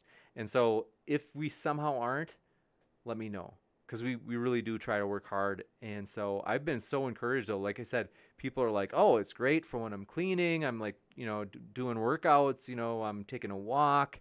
Sometimes people listen to it on their commute to work. And so that's encouraging. And it's nice, like long form content. One nice thing about it is you don't have to like constantly click down to play the next video or the next song or whatever, because it's long. So it'll last you an hour and a half before you have to click on the screen again. But anyway, Albert Bitcoin, good to see you. And Brenda, good to see you again, as well as Question the Answers. I got to say hello. Thanks for being with us. General Balzac says, be glad to do so. Partner seems up and down on it. I'll hit him up again tonight. Good to know that. Crawdaddy029 says, you didn't read my 2-part question. Oh, I'm 99% sure that I did. I'm not joking. I really do remember reading that one, because I remember I said it. I was like, this is a 2-parter. So unless you had two-parters, but I'm telling you, I really did read it. Let me know if you did, but I only saw one that said like part 1, and then you wrote it out, and then the next super chat it said part 2, and then it had the remainder of the question. Unless did I not read the second part? Maybe that was the mistake. I don't know. Let me know. But let's see here. Brooke Chavez, thanks for your support. Said thank you for another amazing debate. It was amazing. And but yeah, let's see here. The other, let's see. Oh, okay. So Brian Williamson says Apple Podcast. Sephrin listens to more than one, says Spotify and iTunes equally. Oh, that's interesting. And let's see. But yeah, I am super excited, you guys, as the podcast it's exciting that it's, like I said, when I first started it, I was like, are people going to use this? And I was like, am I wasting my time? And oh, baby, it's grown. Like, people are really finding us on their favorite podcast app. And if you want to support the channel, I would say, hey, rating us. If you give us a rating on your favorite podcast app, that helps too. And so we do appreciate that. So let's see. Third finger from the right says, don't forget about Twitch. Oh, you're right. Let me jump back over there again. But yeah, Ozian, thanks again for all of your support. And Tapatzel, again, those dank emotes in Twitch. If you guys haven't seen it, I do want to share that with you. Let me put the Twitch, our Twitch. So I'm putting the link to our Twitch, you guys. If you are listening via YouTube, I'm putting that in the chat right now. And then I will, what's the word I'm looking for? I will pin it to the top of the chat, so that way if you have not checked out our Twitch yet, you can. And also want to remind you, if you use an Amazon Prime subscription for Twitch, which we appreciate if you do that, thanks for doing that. I want to remind you that you have to, I think it's like every 30 days, Twitch will ask you to like reset it. You'll have to like go back in and like reset it. And so thanks again if you're willing to do that for us. We appreciate that support. And it's, yeah, if you have Amazon Prime, a lot of people don't know, you have a free Twitch subscription that you can use. You can give to any streamer you want. And so we do appreciate when people do that for us. It helps a lot. And so thank you guys. And then let's see, the Crawdaddy029 says you didn't, oh, sorry, I read that one. But yeah, let's see here. That's funny. Amazing. Matter Form, thanks for being with us. This question, I would like to collab to make some motion graphic versus VS intros. What is the best way to get a hold of you guys? Thanks, Matterform. I appreciate that. That's really nice of you. Matterform, I am going to, right now, I'm tagging you in the live chat with my email, which is moderndaydebate@gmail.com. So thank you for being willing to help. And let's see. Bal Diablo, thanks for being with us. And S. Ibni Henry Abdullah, thanks for being with us. G Cash, good to see you. Glad you're here. And I'm almost caught up on the chat. B Bada says, I tried the email on your YouTube channel, but it says it doesn't exist. That's wrong. It definitely exists. Trust me. You might, I think if you did try it, I know it's the right one because I get emails from it. So it might just have been a typo. Sagna Metal Windeer, thanks for being with us. We're glad you're here. Rezo out of Gore says, great debate today. Do you think the uptick in audience for flat earth debates is something akin to the old and the circus? That's funny. You're funny. It's always fun. We do enjoy a good flat earth debate. We've had a lot of them. I think we're going to take a short break where it might be I don't know, maybe a week, at least a week until we have another flat earth debate, maybe even 2. I mean, we might go crazy. We love doing them. It's a lot of fun. Steve Coates says, thanks again for creating this channel. Thanks, Steve, for your encouragement. That seriously means a lot. I really do appreciate it. So thanks so much for your support, because I do love it. It's fun. And that's our whole gig, is we've always said, hey, we want to really encourage people and just say, hey, no matter what position you have, we want to be open to letting everybody make their case. And hopefully we do it in a way that's fair to everybody. And so John Skzdilic says, thanks, James. And then B Badass says, would you consider nutrition and fitness a scientific debate? I would love to see people debate different health-related topics. I'm kind of a health nut. We're open to it, especially on related to veganism. That would be, it would ideally be like bigger, I can't remember his name. I think it's like Lane. But if it was like Lane and Vegan Gains, like that would be a cool debate. Crawdaddy029 says, it's possible I just didn't hear you read it. That might be. I don't know. Let me know. If I missed it, I'm really sorry, and shoot me an email and I can Venmo it back. But I think I got it. I read them out of order, though. I do remember that, Crawdaddy, because sometimes the page doesn't load, and I just read whatever super chat shows on the screen. So that might have been why you missed it, too. So Chris Gammon says, hey, James, I had to come and go tonight, but I really enjoyed the debate. Good to see you, Chris. Thanks for coming by, buddy. And Chris, I'm trying to remember. You're in Texas, right? Is it the Dallas area? Do I remember right? I know you're in a warm southern climate. It's either Texas or Florida, but I think it's Texas, and that's why I envy you. I used to live in Texas, and it was great. It was very warm. The winters were tremendous. You guys believe me. But yeah, thank you guys so much. What says Modern Day Flat Earth Awakening? And Wayne Templar, good to see you again. It's been a while, man. But yeah, I am excited about the future. And so thank you guys so much for your support. We are excited about the future. Oh, let me tell you guys about other debates. This is not for sure. I've still got to ask. I've got to confirm it. But we're going to invite Destiny back on for this Sunday. Whether I can get a hold of him on time, that I'm figuring out. But we do enjoy a good old debate on, it'll be capitalism versus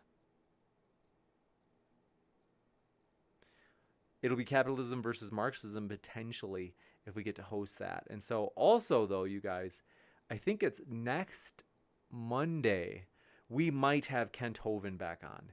I'm waiting on a secretary. I think she still didn't get back to me today, so I've got to respond. I've got to say, hey, like, did you forget about me? Like, what's going on? But basically, we are hoping to host another debate with Kent Hovind. So that should be a juicy one. You don't want to miss it, folks. And that should be on Monday. And it should be with Maddie. So that should be a cool one. We're excited for it. And still confirming the deets on that. But also, you might be like, well, what other debates, James? Well, Tuesday, we're setting up one that is almost complete with JF versus Socialism Done Left. So that should be a really fun one as well. And for some reason on my YouTube, let me find this, you guys. This is super interesting.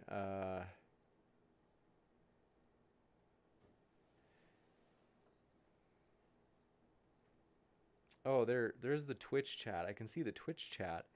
Thank you, Sephirin said I should watch here more often instead of YouTube. Yeah, the Twitch chat is fun. It's easygoing. People are friendly in there. Kai Reason says, I'm in Texas. I'd rather be in Washington personally. Too dry here. Hey, I know what you mean. Are you in, you must be, I'm guessing you're in West Texas. I lived in Lubbock and I loved it. I love the dry heat. Couldn't complain about that. Now I lost the chat. Oh, there it is. Here it is. Thanks for your patience, gang. 2 seconds. But I think Dylan has an epic show, so we're gonna raid his debate, his stream in just a minute, because I think Dylan is live right now. So raid Dylan Burns TV. So slash. A hype train is close. One more person needs to sub, gift, or use bits. That's what Twitch says. What is a hype train? Oh, it actually answers it. It says, a hype train starts when multiple people subscribe, use bits, or gift subscriptions to the community. Once a hype train is underway, the community fills up the hype meter with more subs, gifts, or bits. Everyone who contributes receives one unique emote based on the highest level completed. So, well, that's cool. I don't understand it, but I'm new to this Twitch thing, but we are learning it, and I'm glad that the Twitch has been enjoyable for people. Okay, I'm going to raid. So if you're in the Twitch chat, I want to let you know we are about to raid Dylan Burns' channel. So let's see here.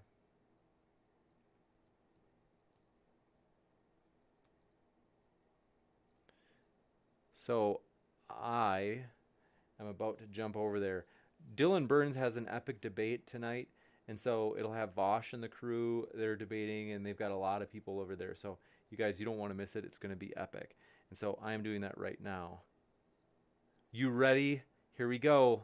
It's going to be epic, you guys. 8 viewers are ready. 7 viewers are ready. 8 viewers are ready. 9 viewers. Raid right now.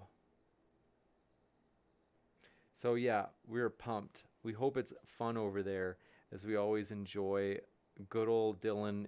We'd get along well with Dylan. I've enjoyed Dylan. And if you guys didn't see last Friday's debate, which Dylan graciously invited us into, it was absolutely awesome. And so we are really excited about that. And so, yeah, I'm pumped, you guys. And so that debate last Friday was 100% epic. It was really, really fun. And so we enjoyed it, and I hope you did as well if you enjoyed it. And Lyric Edge, thanks for being with us. And let's see.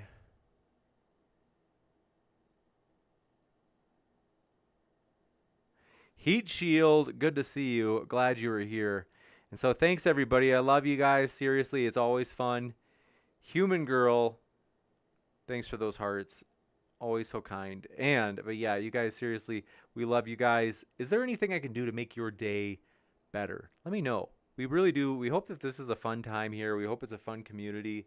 And also, yeah, it's like, I hope that it's just like, it's fun, you know? So let me know. General Balzac says, I must have missed that. I actually remember someone making that argument back on the Non-Sec show. Let's see, before the dark times. Before the dark times, for the Empire. I remember. It's crazy. General Balzac says, is James expanding borders? We are expanding borders in a lot of ways. We are trying new stuff. Believe me, guys, it's honestly, we're excited about this summer especially. We're going to try some cool stuff, like in-person debates. We're going to get back into it. I'm excited that I've got my, I'm scheduled to get my first vaccine shot on Monday. And so it's exciting that hopefully in June, maybe even May. Yeah, I'm going to push for May. We'll be, out and about, and we'll be hosting debates and all that good stuff. So it's, it's going to be epic. So we are really excited about that, to do some in-person debates. And those have always been fun in the past. And so I'm excited for it. And yeah, but yeah, I do love you guys. Thanks so much for making this fun. Like, it's honestly, it's always a blast.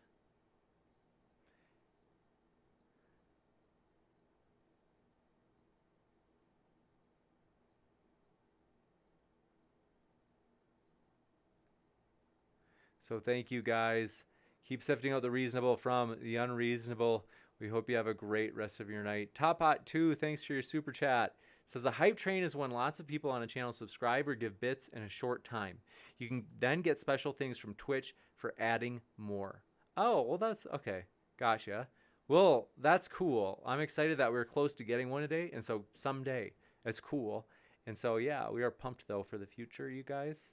I'm just optimistic, and you guys make me optimistic. You make me excited about the future and just about where everything is going. And so thank you guys for that.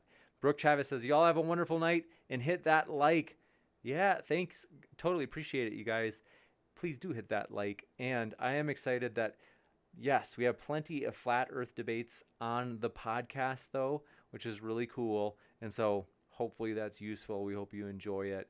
And yeah, like I said, I would say the debates that do best in terms of like people enjoy them the most or download them the most on the podcast are one, Matt Dillahunty debates always do well. I just put a Matt Dillahunty debate up, I think it was 2 days ago. So that was our most recent debate that we hosted with Matt. And so you don't want to miss that. Like that's a good one too. And so that's the second most recent episode on the podcast that we uploaded. And then, like I said, there's a lot of cool stuff. So Harold, see you in the live chat. Glad you made it, Harold. Hope you're doing well. And so, yeah, I don't know. You guys, I don't want to say goodbye. I just like hanging out here. So I don't know. I'm just going to kind of drink my seltzer water and just kind of maybe just lurk, just read the chat and not say anything. And,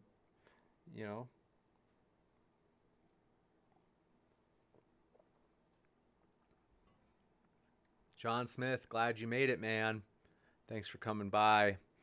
And yeah, I'm excited though. You guys, it's fun. You guys get it. You guys make me laugh. Let me pull up. I'm going to try to find the calendar. I'll tell you about other events that we're working on setting up. So where's this Google Calendar? There we go. Not month. There we go. I'm a little tired. I got like the worst sleep of my, this is one of the worst weeks for sleep that I've had in a while. It was brutal. So tomorrow, tag team debate on whether or not anti-theism is reasonable. Then maybe on Sunday, if I get a hold of Destiny on time, maybe a debate between Destiny and Pogan. Then Kent versus Maddie on Monday. That is still being confirmed, but I think it'll happen. Well, we might have a new debate. And then I mentioned JF and socialism done left. That will be on Tuesday. That'll be a cool one, political one. And then another political one on Wednesday. It'll be between Mouthy Infidel and a new fellow. I forgot his name. I've got to find his name. But that should be it'll be a juicy one on whether or not there should be welfare. So controversial political one. Then Friday the 16th, Tom Jump versus Arjuna, who's a Hare Krishna fellow. I can't remember what they're debating. I think it's like, do we need God for ethics? Sphincter of Doom. Let's see. And that might be it. Sphincter of Doom and Balzac, General Balzac versus Cider and Leo might happen next Saturday. I've got to confirm that. Then Vegan Gains we might have on the 18th. Good old veganism debate. That would be cool. T-Jump we might have on not too long after that. We're going to ask Demon Mama, the YouTuber and Twitch streamer, if they'd be interested in debating T-Jump. And so that would be on whether or not deplatforming is good. So that could be epic. Rose and Alex may tag team on whether or not there are two sons. Serious. That should be a juicy one. And then, we've got, the Book of Daniel, Prophecy or Forgery. That's on the 23rd. We're going to try to get Sargon versus Mouthy Infidel on the 24th. No promises, but I am going to reach out to Sargon finally. And then also on the 24th, so we might have two debates in one day, would be Standing for Truth and Nephilim Free versus Amy and Randolph. That should be a cool one. Yeah, it's already been like kind of a hot minute since we've had Randolph. Heat Shield says Mars Helicopter Ingenuity first flight April 12th, 2:30 a.m. Eastern. Make plans to stay up late in 2 nights. Well, that sounds juicy. Thanks for letting me know about that. And Perfect One said, so when do we get Matt Dillahunty debating a flat earther? That would be epic. For real, I don't know if he'd go for it. I can ask him, but I agree it would actually be cool. And Marka Ragnos, thanks for being with us in the chat. Recognize I like to lurk. Dr. Gildo says, say goodbye and get it uploaded. We're glad you're here. Master Optics, good to see you again. Stripper Liquor, glad to see you. Says, make me feel like a natural woman, James. I'm so glad to know that. Stripper Liquor, we all know, Stripper Liquor is actually like Earl the Postman. He's like 65 years old from Alabama, but we love him. So, but yeah, we are excited, you guys. Let's see. General Balzac says, thanks for the heads up. That's right. Yeah, that's the hopeful date. That's when I'm hoping for it. So I've got to reach out to you guys. It doesn't have to be that date. We're open to different dates. Be Badass says, my Chromebook screen slightly glitchy. Should I just restart my computer? Hopefully a fluke. It's brand new.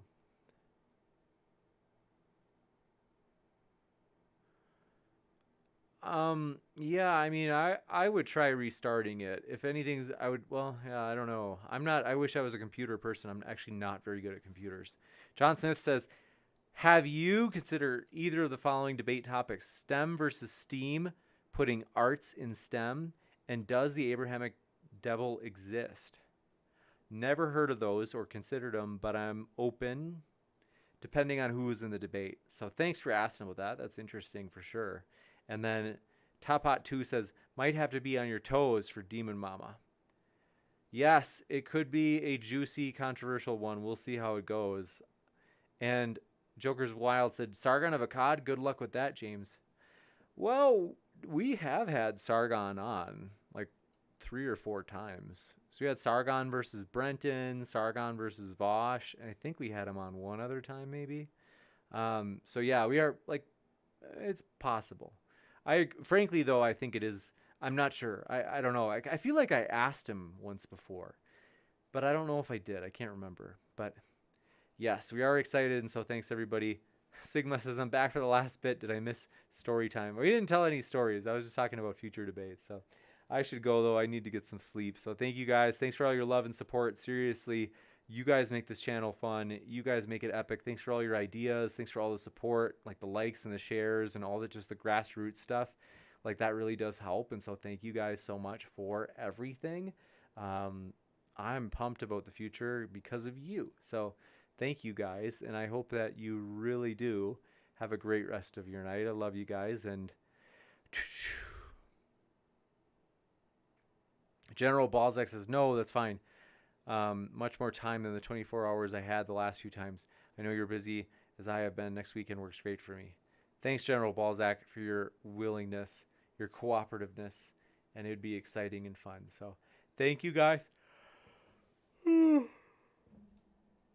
for everything. I love you. Seriously, have a great night. We'll be back tomorrow night. It'll be a blast. Keep sifting out the reasonable from the unreasonable. And also Deeds of Legend. Glad you made it. I see you there in the live chat, friend. And so thanks for hanging out with us. It's always fun. Take care, folks.